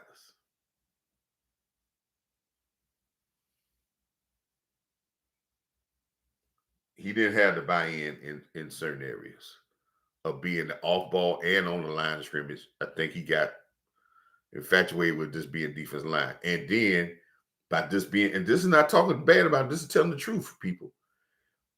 He was great defense, good defensive end, but you don't have to be in the greatest shape to be a defensive end because you're on a rotational basis. You got to have explosive, but you have, and that's why sometimes I felt that he was not in the top shape where he could play linebacker, defensive end, and be that guy that was all over the place, blitzing from all different angles, and could be that dominant player that could do a lot of different type things. I don't think he, was in that type of shape. And third thing, I don't think we had a coaching staff that really knew how to utilize him or to force him into the point of utilizing him in other areas. Because guess what? When a player gets locked in, when people tell him, "Oh man, you're a pass rusher," and thinking that that's all you can do and that's how you just gonna make your money, then you start believing that stuff, and then that messes you up. So that's why I say, man, he didn't have none of those things here. Now, maybe he might get those things in Green Bay. But I think he's going to be a great player. I just hope he unleashes his fury of all the things he can do. But just being a pass rusher, we done seen that before.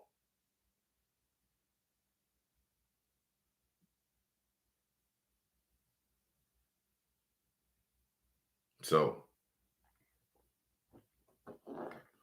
this is opportunity for other guys. How you make name is opportunity.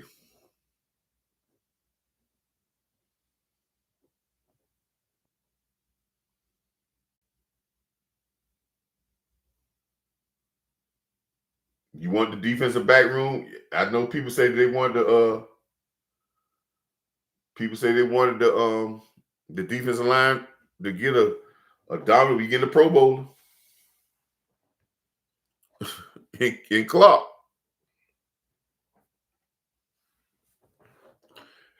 On a Green Bay team that was always in the top 5 in run defense.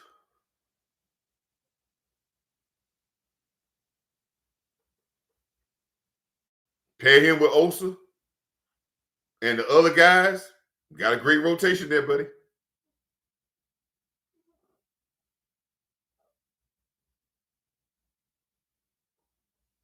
We're going to see. And he's been in training camp. So he ain't coming here out of shape and not ready to go.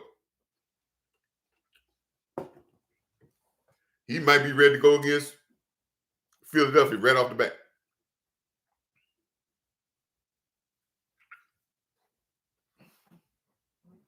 We'll see.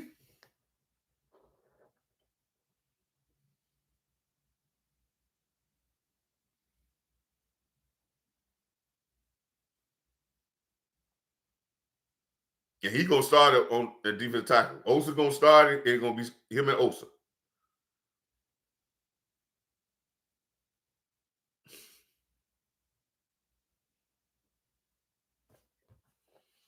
With Mozzie and those guys backing them up. Then two of the Lord. Hey, man, listen, man. Listen, man. Listen. Y'all talking. And I understand Mike's great talent, but listen, man. The guys play. And I'm telling you, the biggest part that I'm going to be looking at on this team, if our safeties come to play. If our safeties come to play and we get top-notch safety play that's aggressive in the run game and being dogs, watch out. If they passive, it's going to kill our defense. If I get safety play like 3 years ago when Curse and Wilson was out to dominate, we're going to be all right. But I ain't going to have no coach. Ain't one of the people. Listen, I ain't got no. I got no. My leash is very short for Hooker and Wilson. Short. If they can't make me plays, get their ass up out of there. Because they on their last year, based on their contract year anyway. That's some of the young guys play.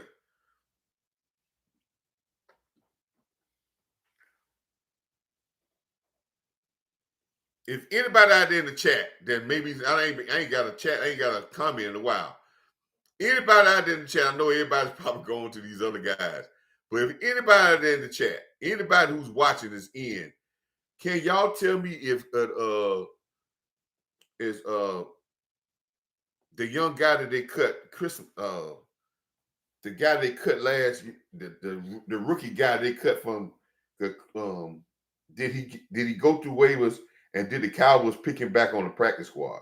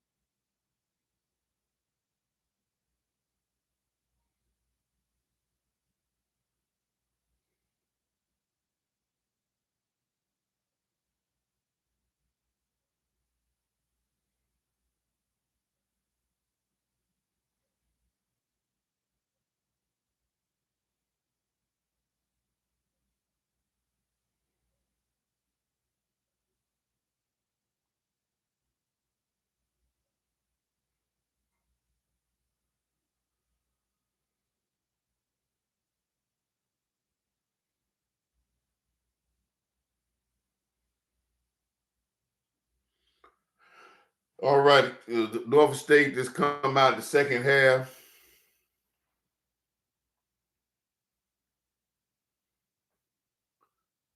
Man, the first possession they got the ball, they backed up on the goal line. They go up top, first play. That guy's holding. We didn't get a flag. Did we get a flag? Yeah, we got a flag. Good job. There you go. Got out of that got a penalty. Got out of there. That was a good play.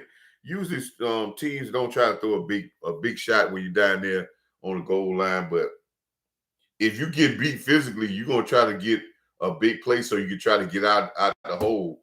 And they did. They got a first. Got 15 yards out there. So now we out the hole. Let's see if we can get something started. Anything we can need to get something going offensively. I don't think that was a bad call. I don't think that was holding at all. I think that was great defensive back play. But he had a tug of the shoulder. But I think that was great defensive back play.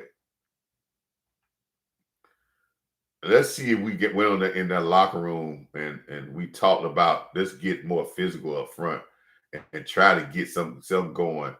Good slant plan. Get out the hole. Get out there. Good job. Anything across the middle, it seems like it's been working. So I think we did go into the halftime and start talking about how we can attack this team. And 2 pass plays. And it's gonna be a tough going if we can't run the ball better than what we run the ball. And what I'm seeing with the run game is I don't see it being clean. When you run the football, it's 2 major things. I think people talk about push. Everybody talk about push. But the main thing with it is staying engaged. Because a guy can't make a tackle if he's still engaged with you. And I think sometimes what we're doing is we're playing too high. Our pad level is too high.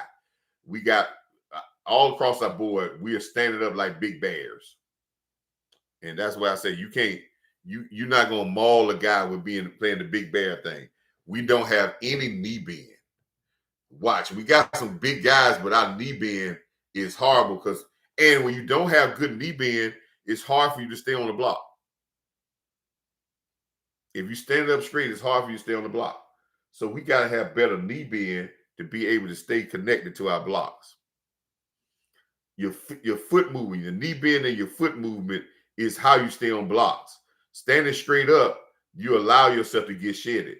And we standing straight up, even in our, if you look at our pass blocking, anybody who's out there watching the game, but if you look at our pass blocking, we look at the Townsend State, they may be smaller in size, but they're getting in the chest of our guys and driving them back. Because even in the pass blocking, even though you get your shoulder square, your knee bend and your punch keeps people from getting in the middle of your chest. But when you stand up with no knee bend and guys get into your chest, you get back.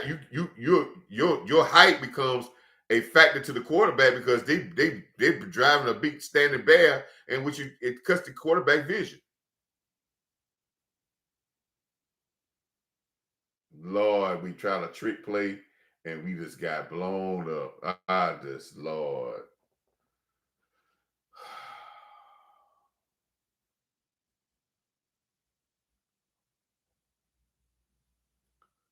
That was not the time, Michael. We was driving the ball. That was not the time for a trick play. That was not the time to do a trick play.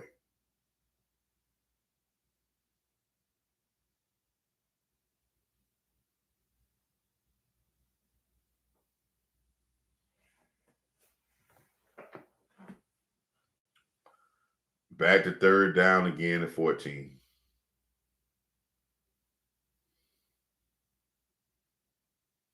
Here come the blitz again. We have not been handling the blitz at all. Our offensive line are playing too high. Guys, yeah, they're blitzing, and we're not picking up the blitz. We're not recognizing the blitz. Our offensive linemen, they're not free. They're checking too far, and it seems like their feet is in mud. In offensive line play, you check gap your outside hand, and you check your first gap. You have your other hand out in the other gap, which makes you big, and it gets you be able to get back. But you got to use your feet to get back across to cut that blitzer off because that guy's coming. You can't just put your hand out there. You jam inside. You can't just put your hand out there and then you see the blitzer come. Look at number 60. He see the blitzer come, and instead of using his feet, even though the blitzer got knocked past the quarterback, but instead of using his feet, he saw the blitzer coming. He used his head and his shoulders to try to, and most of the time, all night long, he's been missing the guy. And the guy's been running right through it. That's where you tell guys you're not using your feet. You're seeing guys come. Instead of moving your feet first, you're just trying to throw your body out there. And guys running right by you. And that's what that comes from. You do your little drill, your footwork drills. And your footwork drills makes you move your feet to get to a spot, not your head. And most young players, that's the first thing they do. They try to move their upper body to cut things off, and they bring their feet last. Your feet always supposed to go first.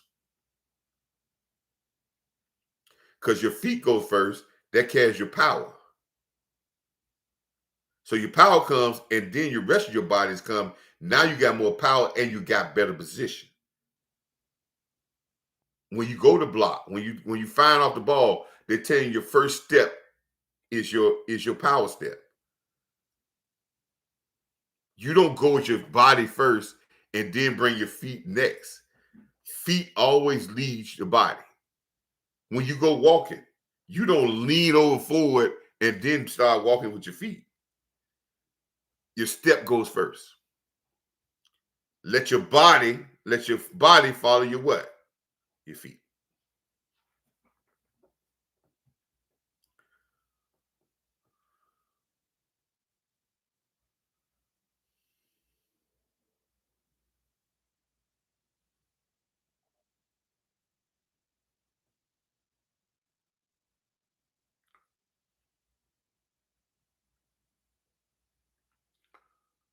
Still 13, nothing going in there. I think we have done a lot. We have talked a lot about stuff. I don't know if I'm going to be on here for the entirety of this game. But I just want to tell you about things. Like I said, this show has not just been about Norfolk State. We have talked a lot about Norfolk State because I'm very proud, even if it doesn't turn out to be a victory, because I'm proud of what Michael Vick has brought, the enthusiasm he has brought to the Norfolk area. I understand it's going to take time. I understand that he's going to have to get himself together, and it's going to take some time. How he comes out of this and what improvements we make, we should see a lot more improvements in the second game, in the third game. And we hope his team gets better. But again, it's going to be a lot of improvements going to have to be made with this team. And I'm not down this team. Everybody wants to, but remember, Deion, when he came, and everybody wanted to compare this to Jackson State and Deion. When Deion came in his first 5 games, I think his first 6 games were just the games they played during the spring ball. They played games because it was in the pandemic. They went 3-3. They went 3-3. And he said, you better catch me now, because when we get another summer to work on this, we're going to get even better. And they did. So let's just be calm about how this is going right now. Same thing I said with the Cowboys. This is a new beginning with the Cowboys. I know it's going to be a lot of people. There's a lot of hurt going on now. I'm not even going to, when I leave off this thing, some people say, well, are you going to jump in, coach, with all these people? No, I ain't really want to listen to it, because there ain't nothing you can do about it now. What this team going to do? Going to cry? They're going to fold up, and we ain't started the season yet? That's how they going to do? And then if that's the case, we weren't working with nothing anyway.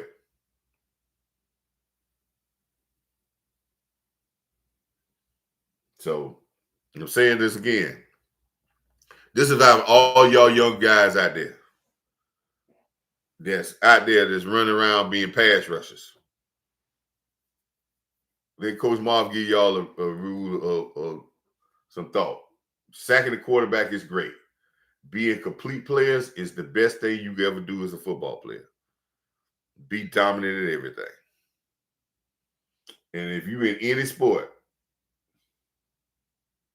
if you're in any sport,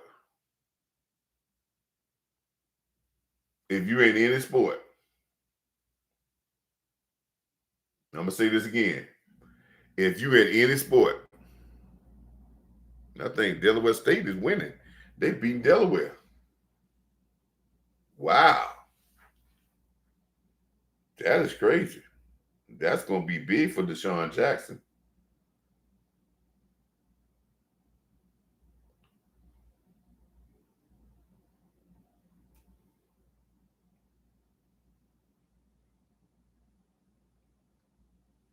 Delaware State football game score.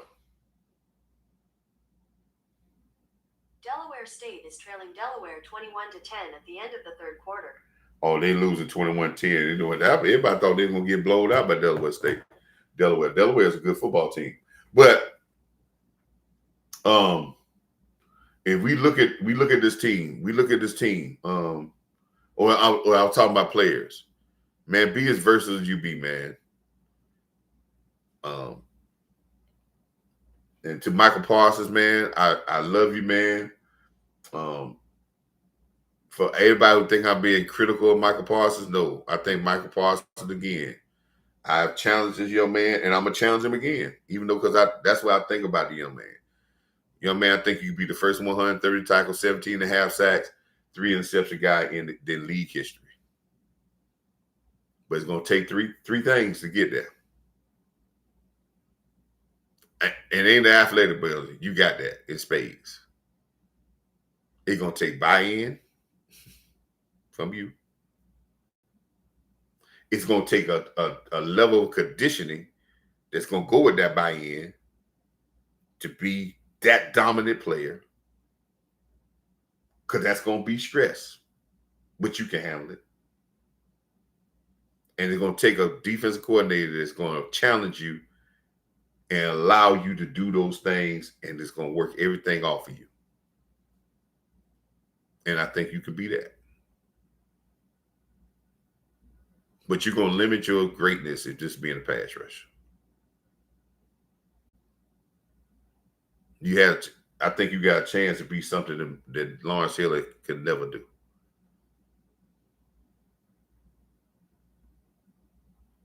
But you got to buy in. And along with that buy-in is going to come with the conditioning, because you're going to have to work and practice to get yourself in that thing and expect yourself to do it.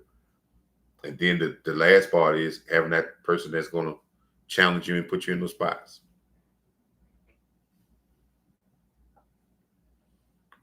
And now I'll talk to my Cowboys defense.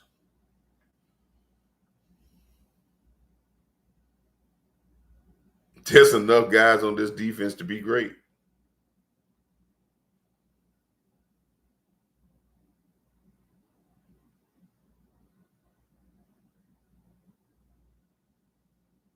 But so now you can't hide behind the shield.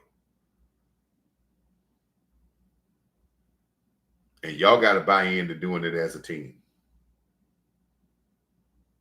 Everybody got to do their part, and everybody got to have their role and do their role to the top. Nobody got to do more than what their role is. All us got to be disciplined, and all us got to go out there like dogs.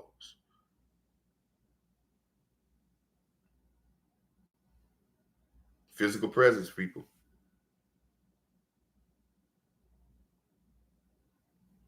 Sometimes adversity brings unity.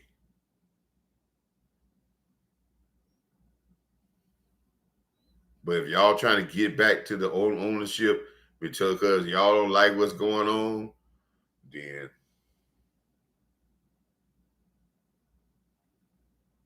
yeah, we might need to strip it down to the bone.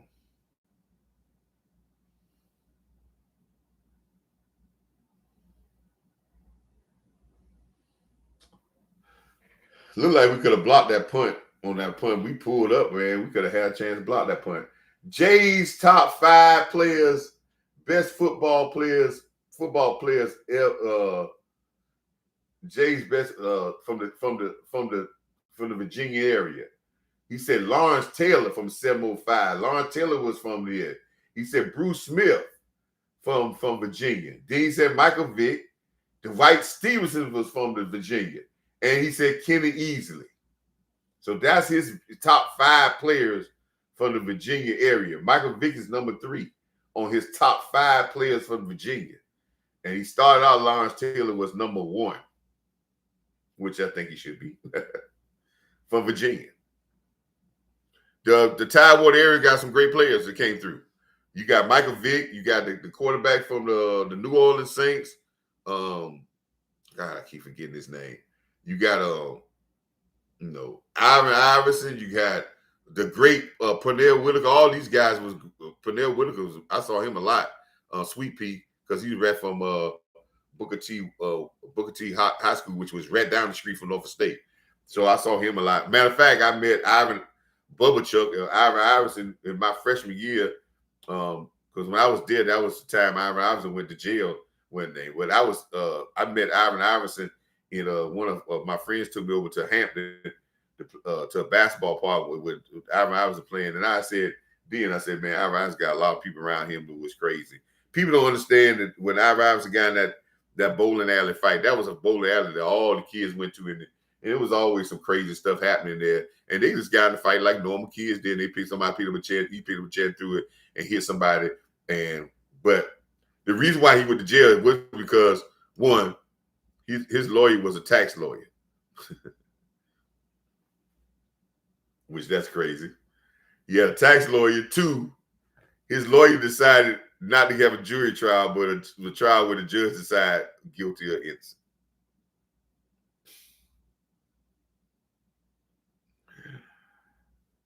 And when the judge gets to decide guilty or innocent, they get to decide the penalty too. And he threw the book at him.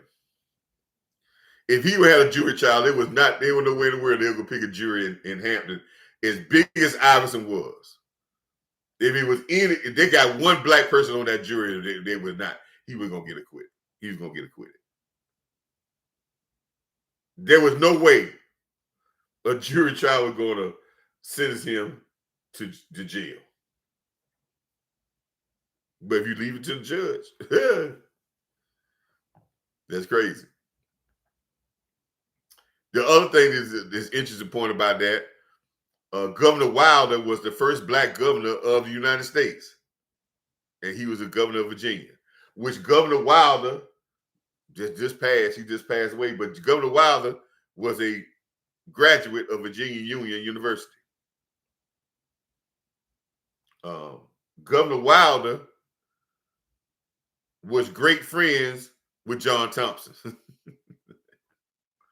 On the last day of office of Governor Wilder's term,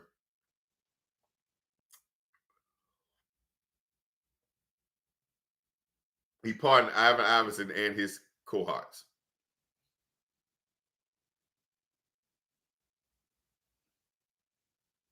He pardoned him, and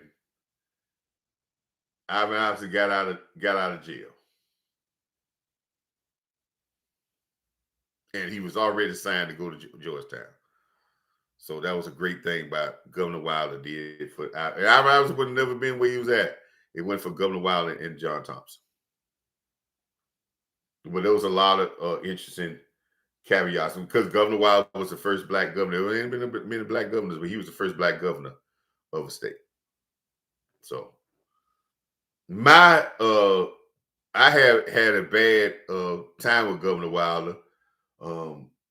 As my time in Norfolk State, we was pretty good, but we could at that time Norfolk State was not in the MEAC. We was in Division II. We was in the CIAA, which all the conferences, all the black schools was in the CIAA. The CIAA is the oldest conference in sports. The CIAA is a very prestigious conference. The CIAA basketball tournament is still a big event. And it's always because you had one time, it was the biggest event going in that back early. And so CIAA was going on. And when we was in the CIAA at that particular time, when I was playing in Norfolk State, Hampton was in the CIAA. And we had, and Norfolk State, North Carolina Central was in the CIAA. All of them. There was two divisions. We had a Northern Division and a Southern Division. In the Northern Division, we had Virginia State, Norfolk State, Hampton, Elizabeth City, Norfolk State, Hampton, Virginia Union, Virginia State, Elizabeth City. That was in the Northern Division. In the Southern Division, you had Winston-Salem State, North Carolina Central, Livingstone,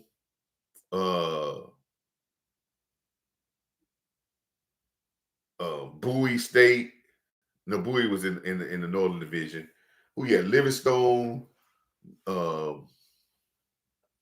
Elizabeth City was in the South. We had teams in the South. We had 6 teams in the South and 6 teams in the North. Then we played in the Northern champion and the Southern champion always played in the CIAA championship game. We came in second 3 years in a row in the Northern Division, and we lost out every year to Virginia Union. No, we lost out to Virginia Union for 3 years in a row. And Virginia Union always went and played, and they played Winston-Salem State every year in the championship. And a lot of Virginia Winston-Salem State who had a great team. You talking about Nancy Thigpen was on that team, a good wide receiver for the Pittsburgh Steelers. So there was some great Winston-Salem State had great players. And a lot of their players were from the Tidewater area. So they always wanted, we didn't play them in the regular season. And but they always play Virginia Union. They always beat Virginia Union. And my recollection of Governor Wilder, as I told you, Governor Wilder, he ran out of bounds. Oh, long pass, but we ran out of bounds. Oh, shucks. First down, though. Why the clock still running if he ran out of bounds?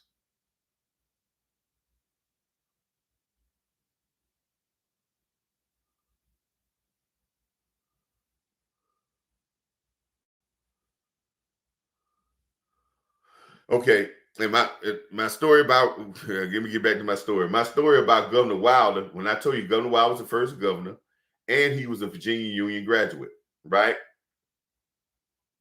My last, in 91, we were playing Virginia. We was undefeated in the conference, and Virginia Union was undefeated in the conference, and we played Virginia Union for our homecoming. It was like 30-some thousand people at that homecoming. It was a packed house. It was standing room only. And Norfolk State and Virginia Union always played what we call the Gold Bowl.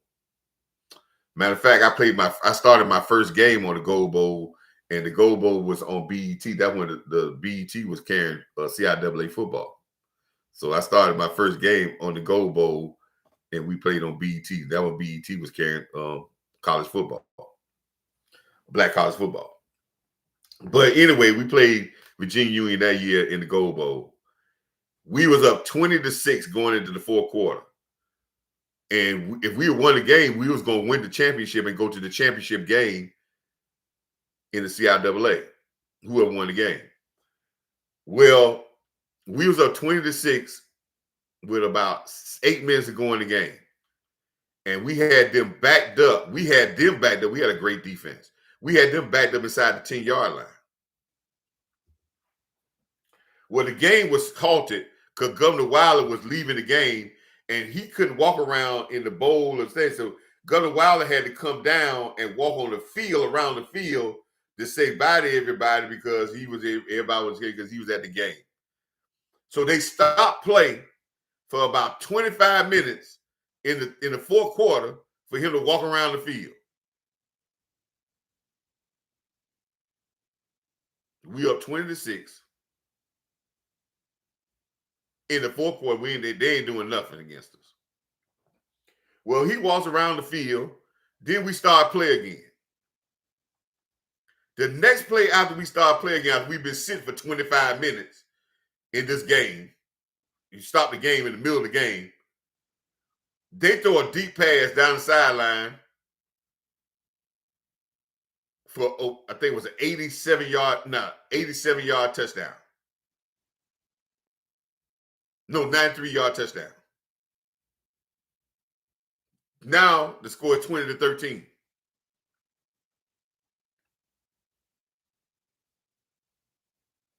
No, they go for 2. They get the 2 points. Now the score is 20-14. With less than 7 minutes to go in the game. We come down, get the ball. We go 3 and out, get a first down. Then we go 2 plays again. We get stuffed. Then we get a penalty. We go to punt the ball. They block the punt. The ball goes out of bounds. A shank after they block it. They get the ball around 30-yard line. 2 plays later, they score. With less than 4 minutes left in the game, they keep the extra point. They're up 21-20. They win the game 21-20.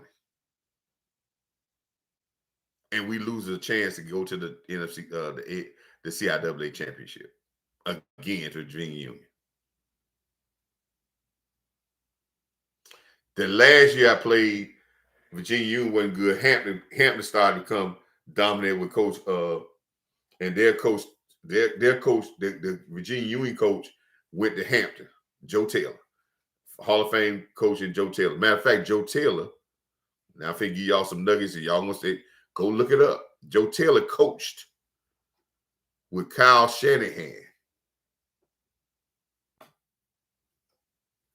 Mike Shanahan's father.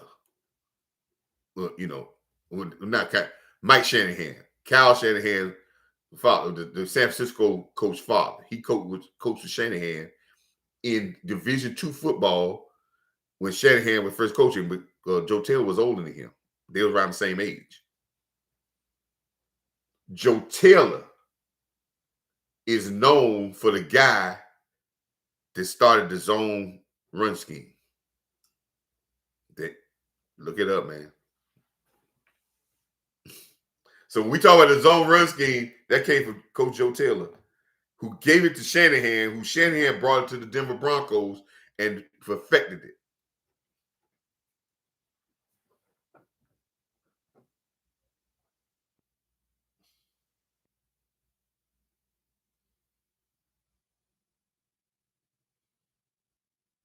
Touchdown, Norfolk State. Another flag on the play.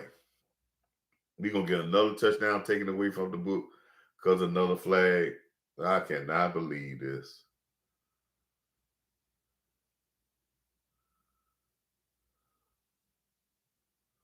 We're going to get another penalty that takes another touchdown on the board. 2 touchdowns have been taken off the board because of penalties.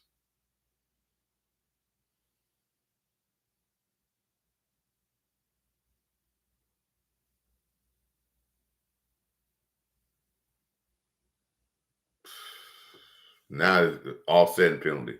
But Shanahan was, and so just giving y'all little nuggets, man. Just think that a lot of these things, the run and shoot offense was started by a guy named Archie Cooley, who became the coach of Norfolk State for 1 season. And Archie Cooley is historically known as the gunslinger. He is the coach of Jerry Rice of Mississippi Valley State and Willie Tuttle. They were the prolific group that put up 60 points a game, that ran about 135 plays a game offensively every game because of their fast-paced offense. And he was the one that started. Touchdown, Norfolk State. This time, the touchdown stays on the board. For the 3rd time, we crossed the goal line. But this time, it stays on the board. And we got our first touchdown. And we're going to try to make this game a 1-score game going into we end the 4th quarter. So we got a chance to win this game, folks. Stay in the game, man. You stay in the game, good things happen if you keep yourself in the game. But Archie Cooley is known for the gunslinger, and they ran a lot of plays. Archie Cooley was the first coach that started running plays. They ran a play every 15 seconds. And you should see Archie Cooley's practice style. In practice, they ran a play every 10 seconds. That's how fast-paced they were. As soon as the ball gets spotted, they was ready to go. Now, he was a hard person to deal with but he was a great offensive mind. And the run and shoot was developed by him. And then people later took it on into other things. Well, Archie Cooler was the architect of that. Stuff that people not going to tell you, man. A lot of your stuff came from a lot of HBCU coaches that came by the flex defense. They say the flex defense was started by a guy out of Tennessee State. And Tom Landry seen that and brought that to the Dallas Cowboys. So a lot of things, man, come from a lot of HBCUs, and probably people want to say, but hey, man, we have invented a lot, and a lot has been stolen.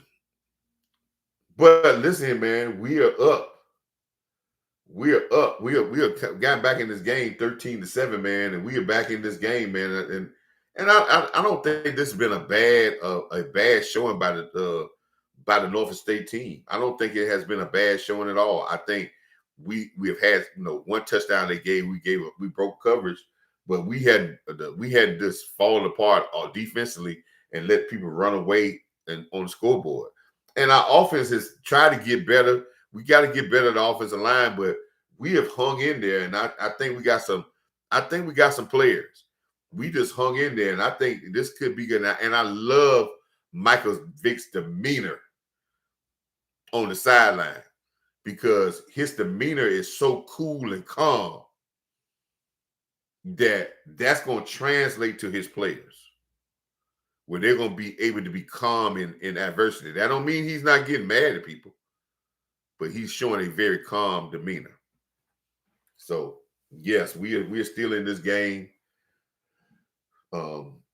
Anybody who's into the chat, man, in here, man, with me, man, or try to chime in with me, man, I thank you for being here, man. We have talked about, if you're just coming in here, man, we not only just doing a watch party for the Norfolk State, but we have talked about Michael Parsons. We have talked about some stuff football-wise. We have tried to get across some stuff. I'll try to get across some stuff football-wise. As well, we have talked about Norfolk State. Again, Norfolk State, why I'm doing this, because Norfolk State is my school. That's where I went to college at. That's what gave me an opportunity to get my degree. That's where I played. I am a Spartan. I am a Spartan. Green and gold Spartan. I am a Norfolk State Spartan. So I am so proud to see the fans that's in the stadium. I know it's packed in there because I can look at the visitor side, and the visitor side is almost packed. So I can understand. I know the home side is packed, and it's good to them have over 20-some thousand people at this game, and it's good for the Norfolk city, because parking is not this beautiful stadium is on campus. It's the second largest seated HBU stadium in HBCU football. Holds about 35,000 people. The other largest stadium, even Alabama State, is not bigger than them.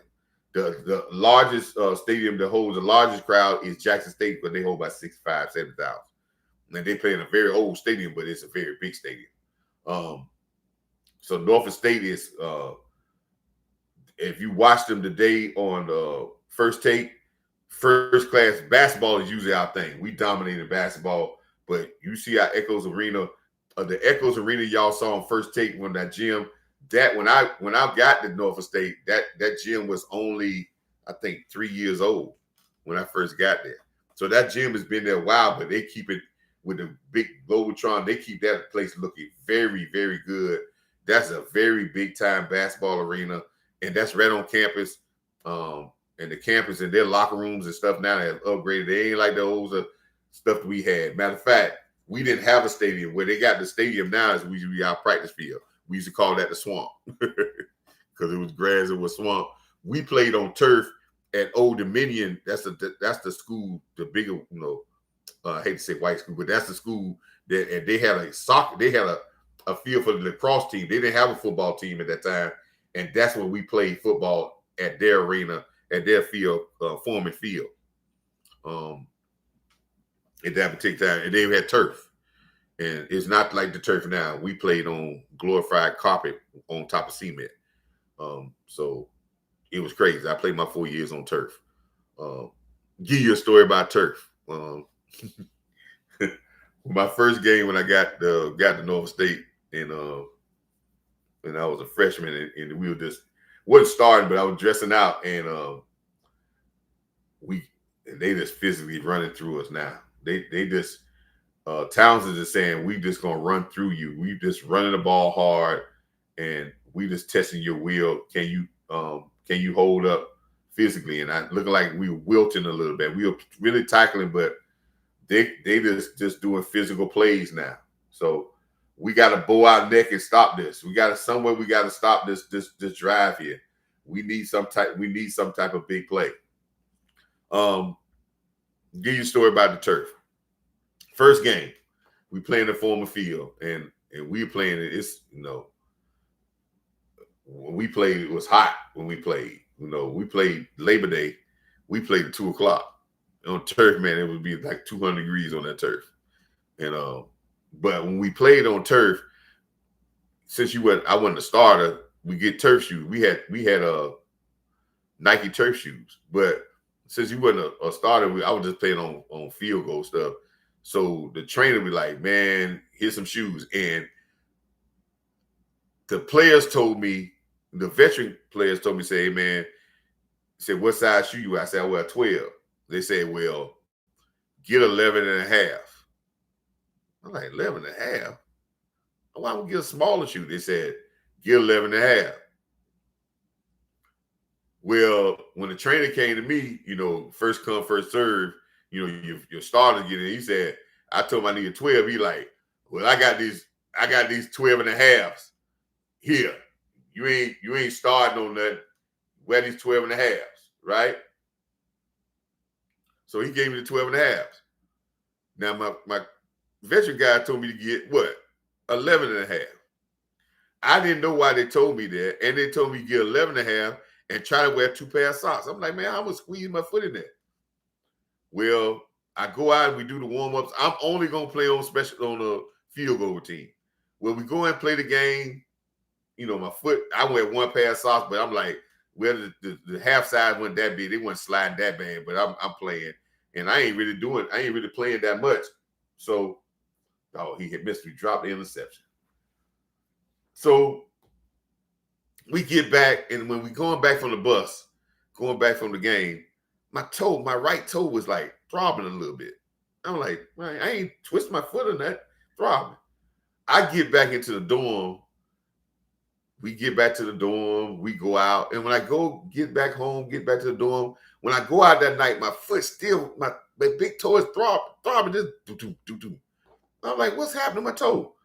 The next morning I get up on Sunday, my toe is swollen like a little baby lemon, right? Swollen, and my toe is hurting.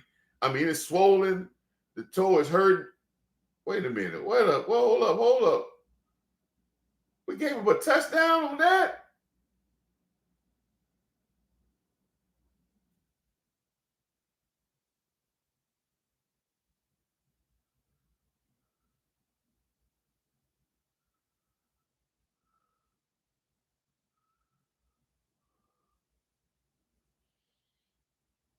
Two broken plays, man. We let guys run by us in the secondary.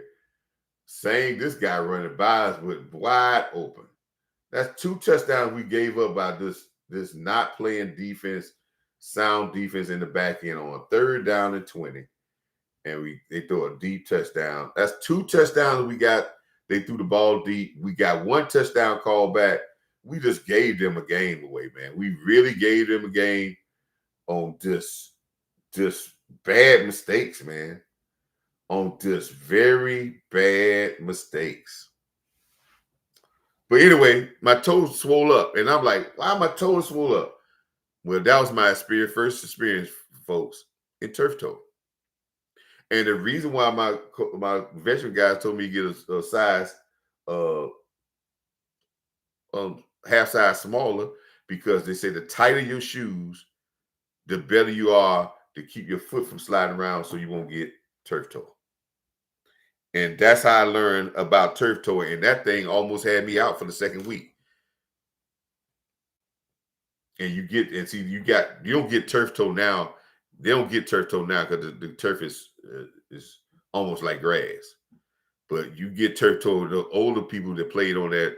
Dion turf toe, that started his palms with his toes with turf toe. When you played on that old turf, man, turf toe is like playing on that rug, man.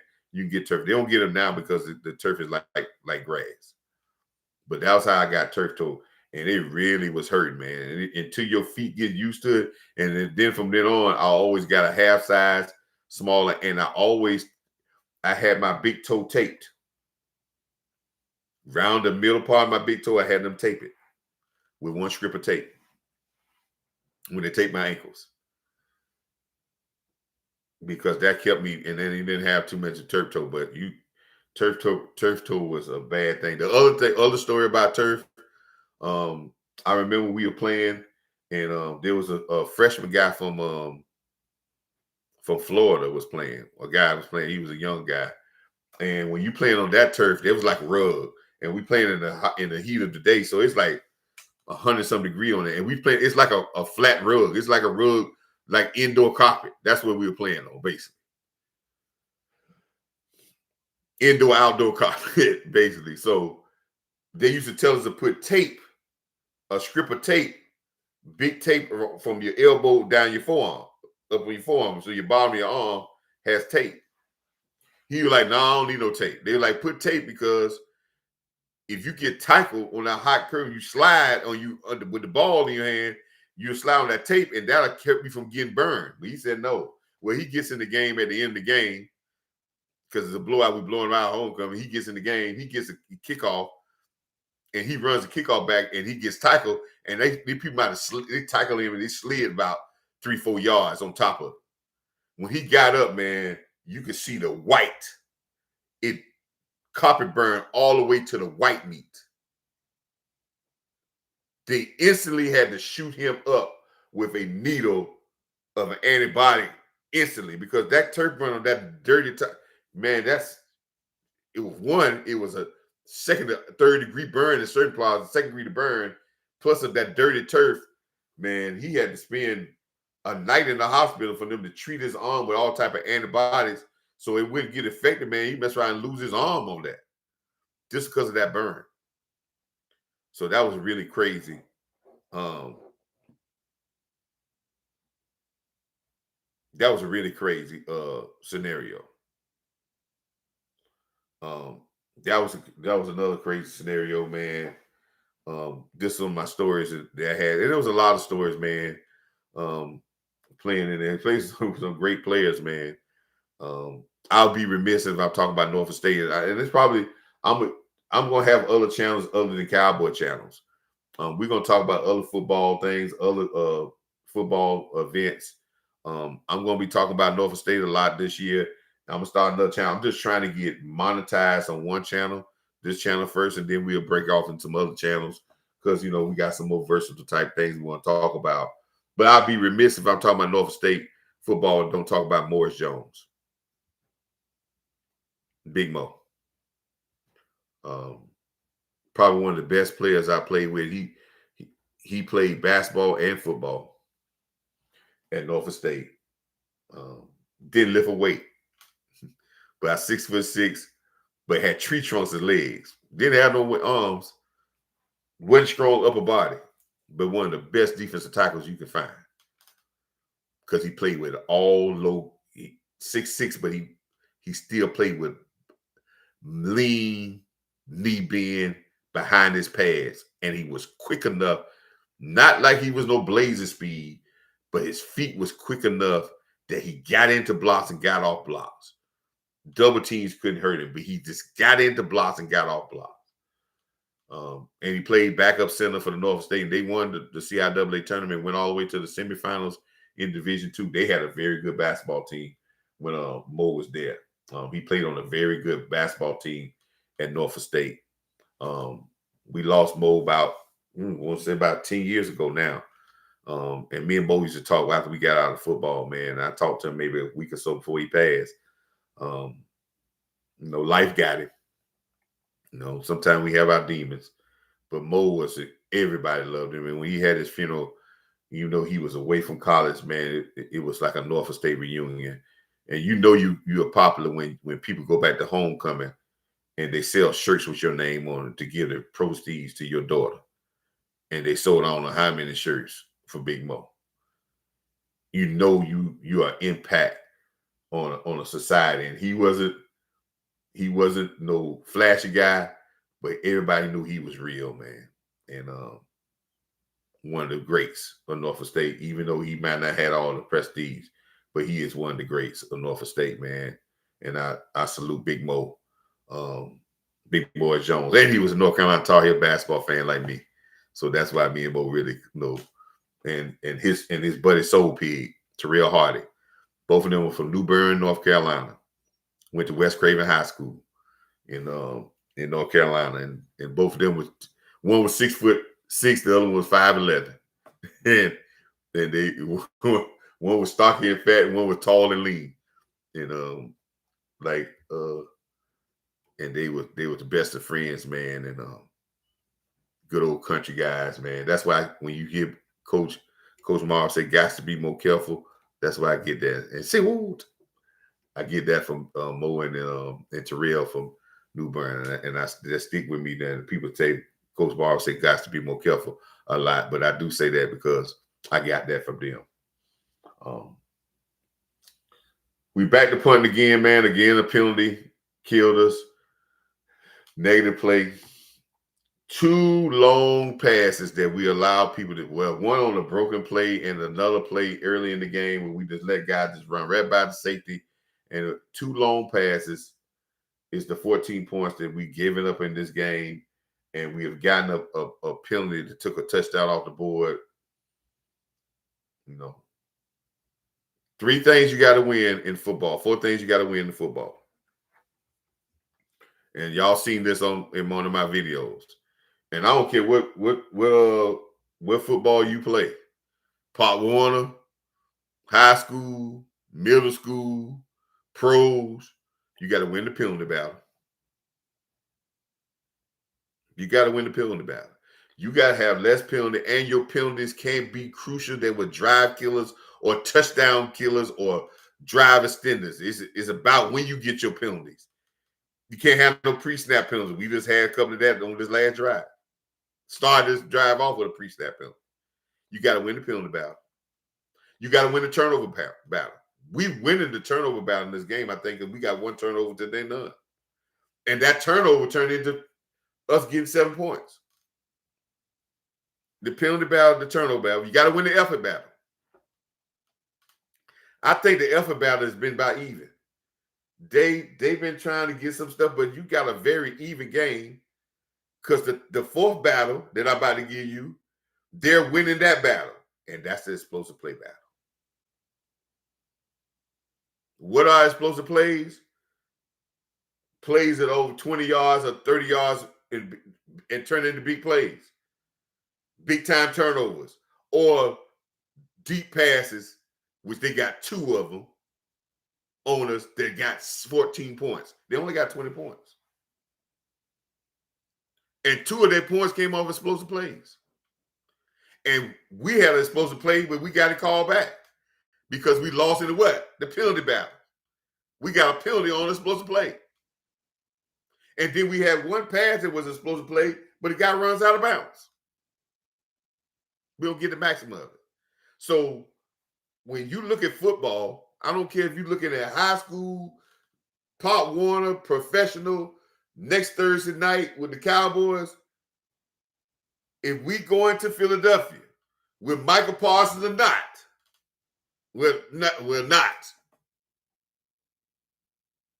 We got to win the penalty battle, the explosive play battle. We got to have more explosive plays than them and limit their explosive plays.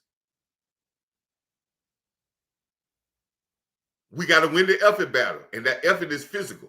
And effort, we got to match their intensity or it be even more intense.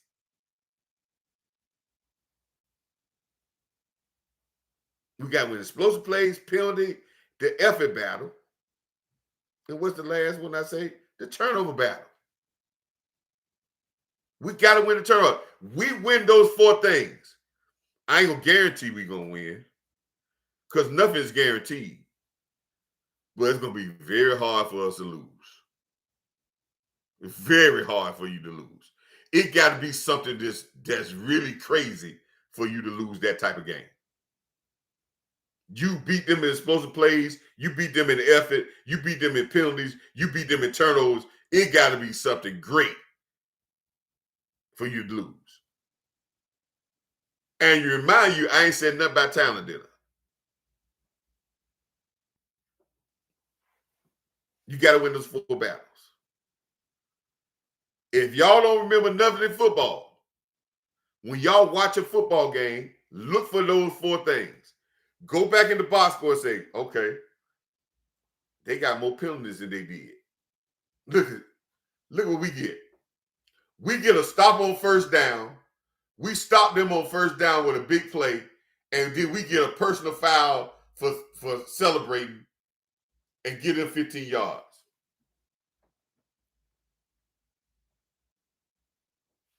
See what I'm talking about?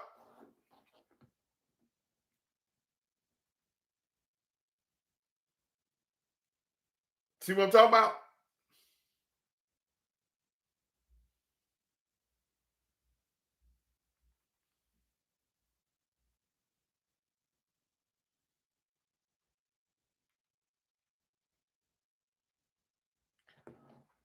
See, we on the first possession, we trying to get back in this game. We come and make a explosive play. But when you get a tackle for the loss, that's an explosive defensive play. But it gets all negated because we turn around and give a penalty, get him 15 yards, and a first down, we trying to get back in the game.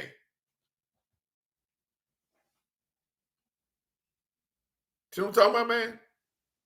These are the type of things that lose games. This is how you lose games.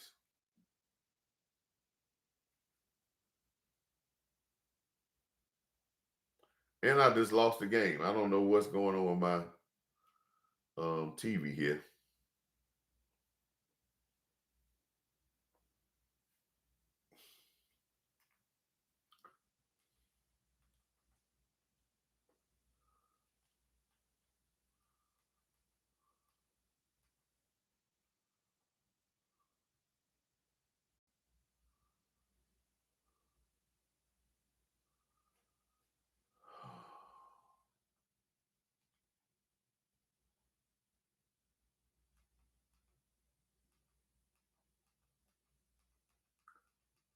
I ain't got nothing going on here.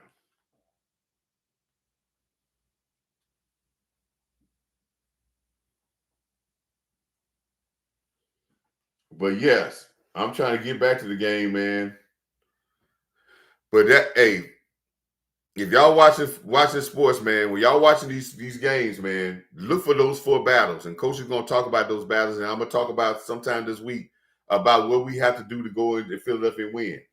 There's a certain mentality you have to go into on the road to win football games. And it's definitely going to be this mentality when you're going into a hostile territory to play against a team. But if y'all looking at football, I'm giving y'all a key. Look at those 4 battles: the penalty battle, the explosive play battle, the effort battle, and the turnover battle. If you could come out on top in those 3 battles, if you come out in those 4 battles, if you win all 4 of those battles, I ain't guaranteed. There's nothing guaranteed in football. But I can it's going to be very hard to beat you. I don't care what the team is. You can win those. Hey, listen, you could be one of the loser team in the league, and you win those 4 battles against a team. It's going to be hard. The game's going to be close, very close. It's got to be some fluke for you to lose. But you can't lose. But it's going to be hard for you to lose.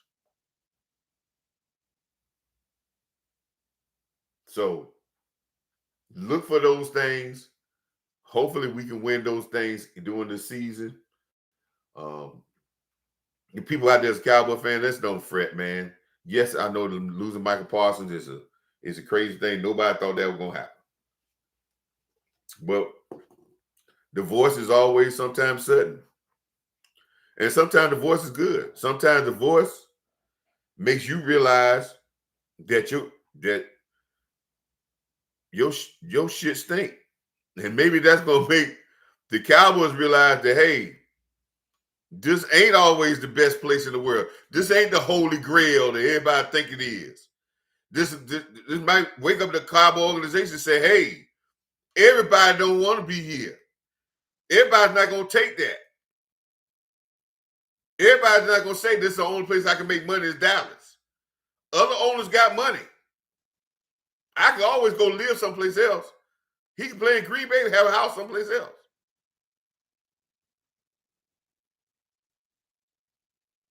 He can still have his podcast. They just don't say podcasts can only be in Dallas. Is that what they said? Did somebody say that? That the only place you can have podcasts is in Dallas? Because the podcast don't show in other areas? Did that what somebody say?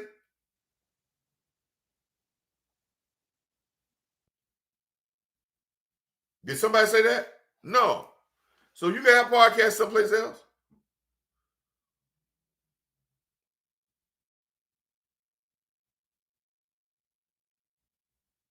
So this makes Dallas start to realize that, hey, players can be happy someplace else. So you have to start treating players in accordingly, because you got to find out the guys ain't got to put up with that type of stuff. And they can ask you to get out of there.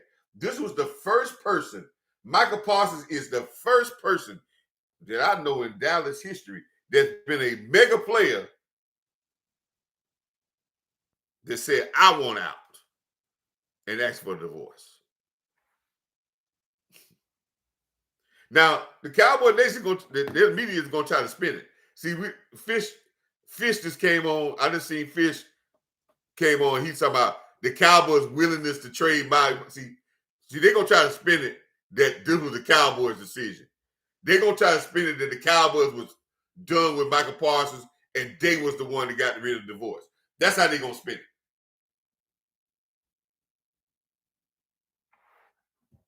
That's how they're going to spin it, people. They're going to spin it that they was the one that caused the divorce. They're going to spin it that they got tired of Michael Parsons and they decided to move on. That's how they're going to spin it. But we really know what the real deal happened. Michael Parsons was done. When he asked for that trade, he didn't back off of it. And they thought that they were going to pressure him with all the media stuff and make him back off, but he just didn't like the way it had been treated.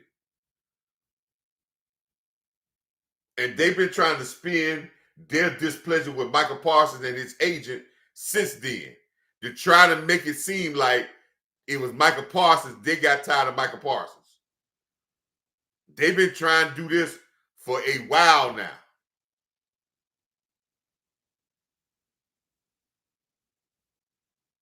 But Michael Parsons meant what he said when he said he wanted to be traded.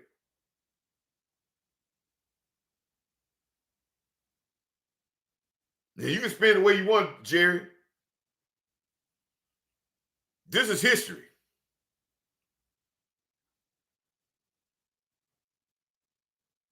And sometimes it takes history to bring out some good. This might bring out the point of saying, hey, we got to reevaluate what we have in Dallas, because everybody don't think that this is the golden goose. And other players are going to see what Michael Parsons did that's on this team that's coming up, and they're going to realize, like, hey, man, I ain't got to be at Dallas to be paid. And I ain't got to take that crap either.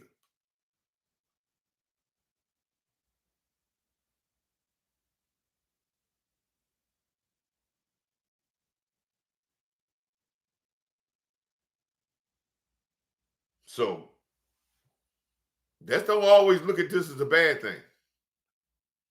Yes, it's a bad thing because yes, we like Michael Parsons and we think, hey man, he can help us now. But now it's still there, man. You got enough talent on this team to be damn good. And it just take confidence in us getting behind it, and it could be damn good. Now, it may not start off right, but if they stay with it, and Clark is going to help this team. Kenny Clark is going to help this team. And I believe we're going to get to the quarterback. Now it's all about our offensive line. If they're going to be physical enough and they're going to be at the top billing and they're going to play as a unit like I know they can, like I think they can play. It will be okay. But again, Norfolk State, man, we lost the penalty battle because we got our penalty was a lot more crucial. We won the turnover battle because we got one more turnover than they did, I believe. But explosive plays, they beat us in explosive plays, and then the effort battle I think was been about the same. I don't think they've been that overwhelming, but explosive plays, man, explosive plays can really hurt you, man. You can play explosive plays are like if you equate that in boxing. Anybody like boxing? Well, a guy with one punch power, he's explosive. And you might be beating him for 10 rounds, but the most explosive hits are coming from him. He done hit you about 5 times, you done hit him by 30, but he done hit you 5 times with 5 rockets. And every time he hit you, he'd almost knock you out.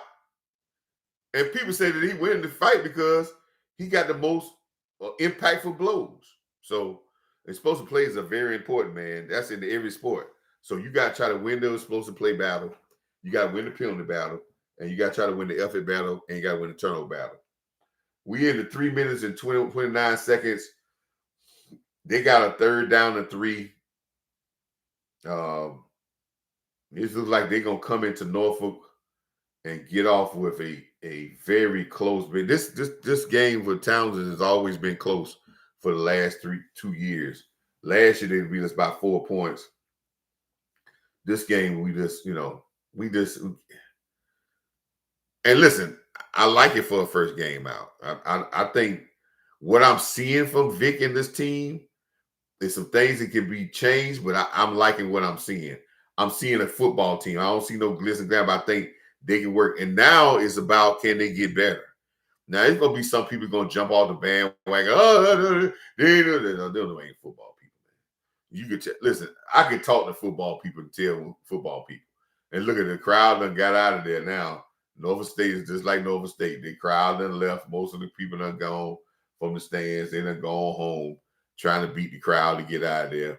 But like I said, you're going to have some fans that's going to but those are the people that don't know about football. People know about football knows that it's not always pretty, but it's a work in progress. And everybody who's looking for everything to be glitz and glamour right off the bat and win everything and all that, those are people who play. Those people like to play John Madden. But till they get into the tournaments, and when they get in the tournaments, they understand they ain't winning all the time. So it's always a struggle. There ain't no blowing people out. You got to fight sometimes to get. And this team got to learn how to fight to get them. And Vic he's going through. This is his first game. But I think it's been a very admirable start for them. I think they should learn a lot and get a lot out of this. I hope that this fan base sticks with them and takes the good ideas. I hope these teaching points come, and I hope Vic is tough on his team about these mistakes. But I hope he just gets back in the drawing board and goes. So they need to finish this 3 minutes out some type of way with a big play here. We got another catch for a touchdown. Didn't fight for the ball, defensive back. The ball was right there. You didn't fight aggressive enough for the ball. You allowed the ball to come all the way down in the receiver hand without moving your hands through his hands. You got to fight for that to get out of his hands. Watch this. This is another bad snap.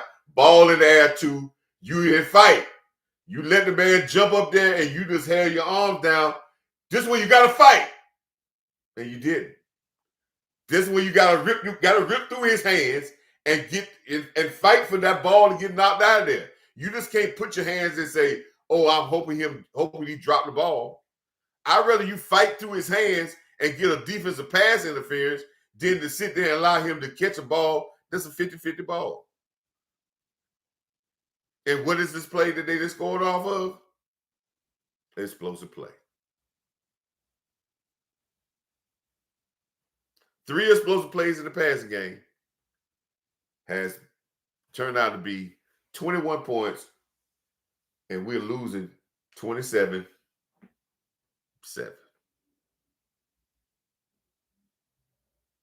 3 explosive plays in the passing game.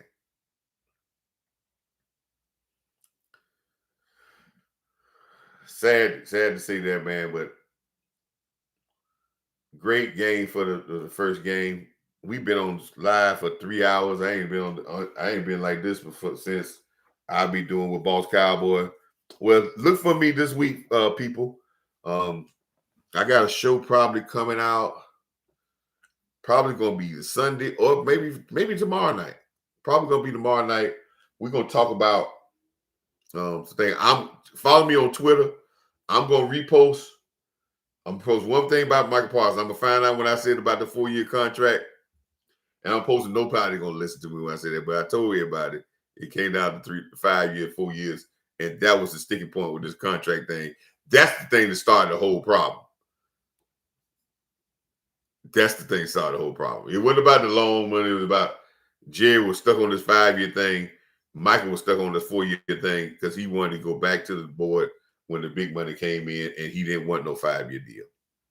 And Jerry said, we gonna stay with the 5-year deal. So that started the sticking point. And there was a lot of other stuff, all the other stuff, bad stuff. But I really do believe there's a lot of this stuff that happened in the last 2 or 3 weeks was after he said he wanted to be traded, when him and Jerry had the sit-down meeting for the 3 or 4 hours. Jerry came out of that meeting, and Michael came out of that meeting saying that I want to be out. So Jerry went on the attack to try to make it seem like they were getting mad and they was frustrated and they got frustrated and they were saying that you need to do this and you do that and sully the thing so they can say eventually they caused a divorce. Yeah, they trying to spin it. They're going to try to spin it that we was the one that caused the divorce. They want to spin it that we was the one that said we divorcing you. We filed the papers of divorce. No, even though they got they could have kept you, they ain't had to trade you, but they ain't gonna tell people that they ain't gonna never make it spin that you don't want to be here. And when Michael said he didn't care, he didn't think there was a divorce. He just talking to the fans because he don't want the fans to be upset because he liked Dallas. He don't want to stay in Dallas, but he told the Cowboys organization he wanted the hell out.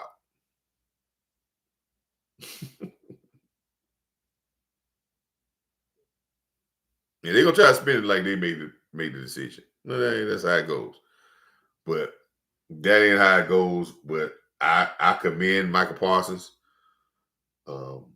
He just said history.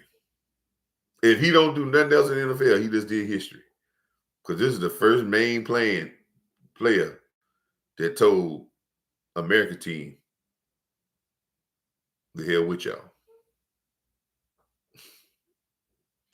And that, my friends, is a ding to our credit score.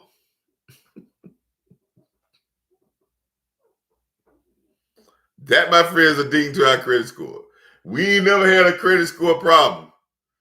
We have had perfect credit when it came to top players, our top players. We have always had perfect credit. But we just took a ding to our credit. And sometimes it take a ding to your credit to make you realize how valuable your credit is.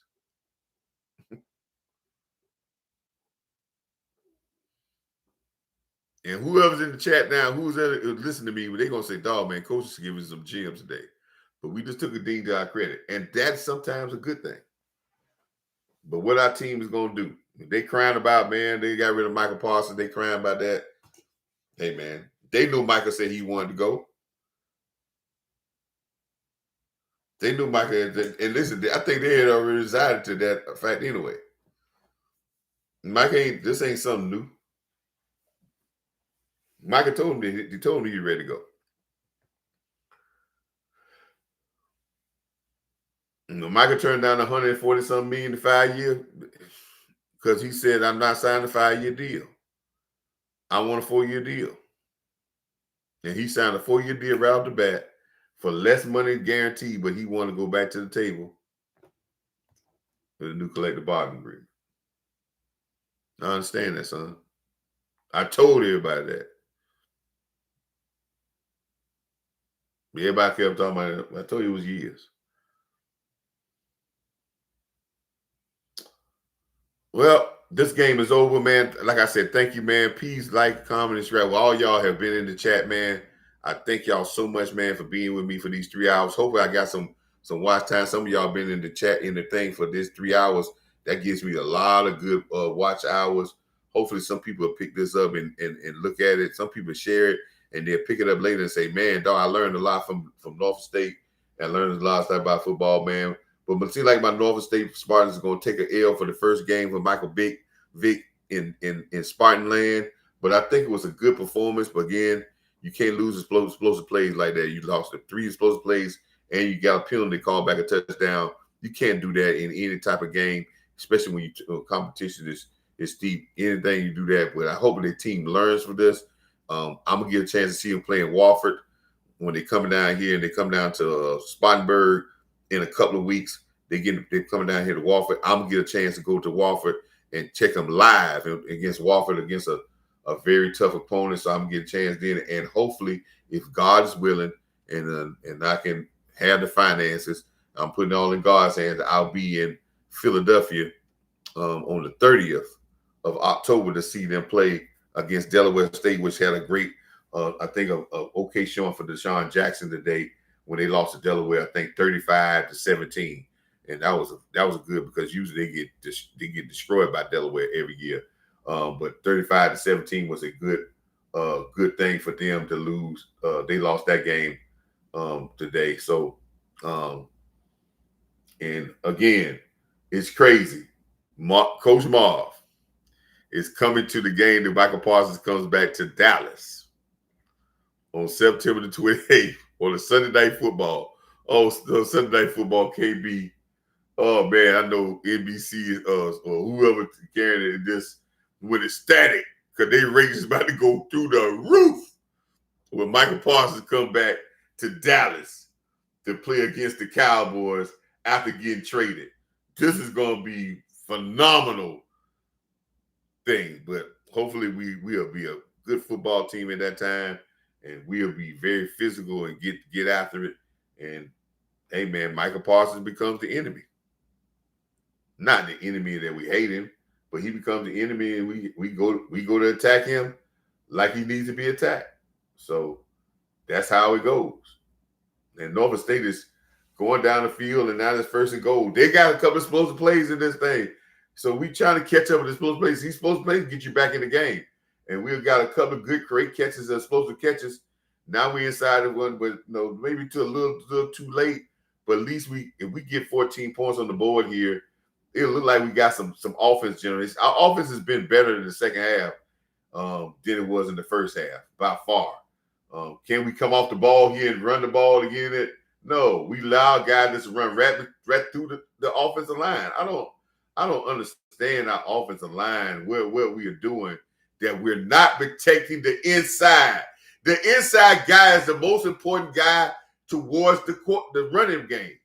You can't let a guy go inside you if you're trying to run the ball up inside. You can't pass up the guy inside.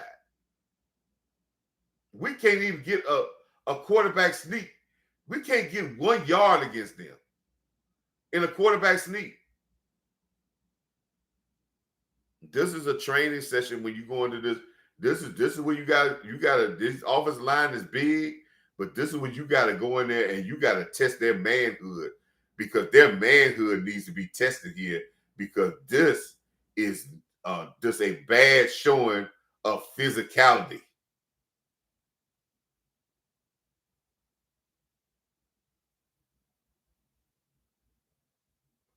Bad showing of physicality. We done got down here and we can't even score down here. 3rd and goal, we got to call timeout. We can't even get in the zone to get 14 points. We can't get a push to get 1 yard.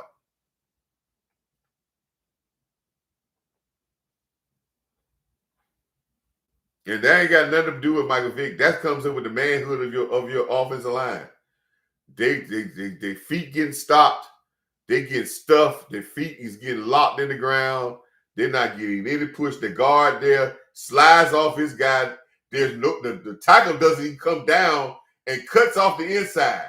He blocking outside when they're trying to run a sneak up the middle. He blocking outside. I just don't understand that. And this is not a concept that they're teaching. Don't get that, but they ain't teach him that. And common sense would tell you if we run up the middle, I can't let the guy inside get inside me. That's common sense.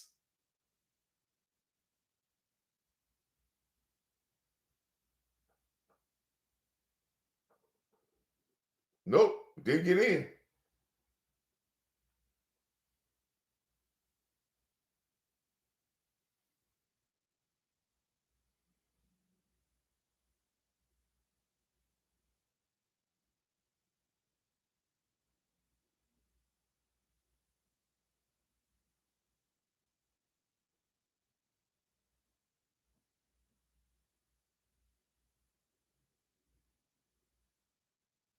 Didn't get in.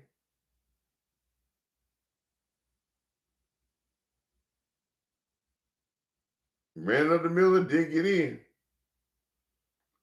4 plays on the goal line and couldn't get in the end zone. That shows you right now that is a travesty of our offensive line.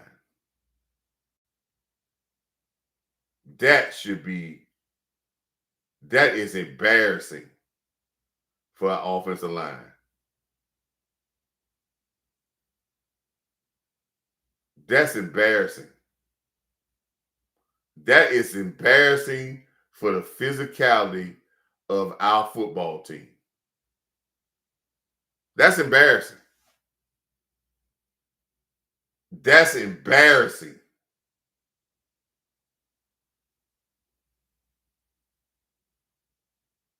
That's embarrassing.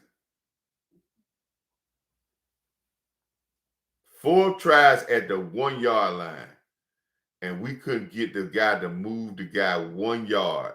That's embarrassing, man.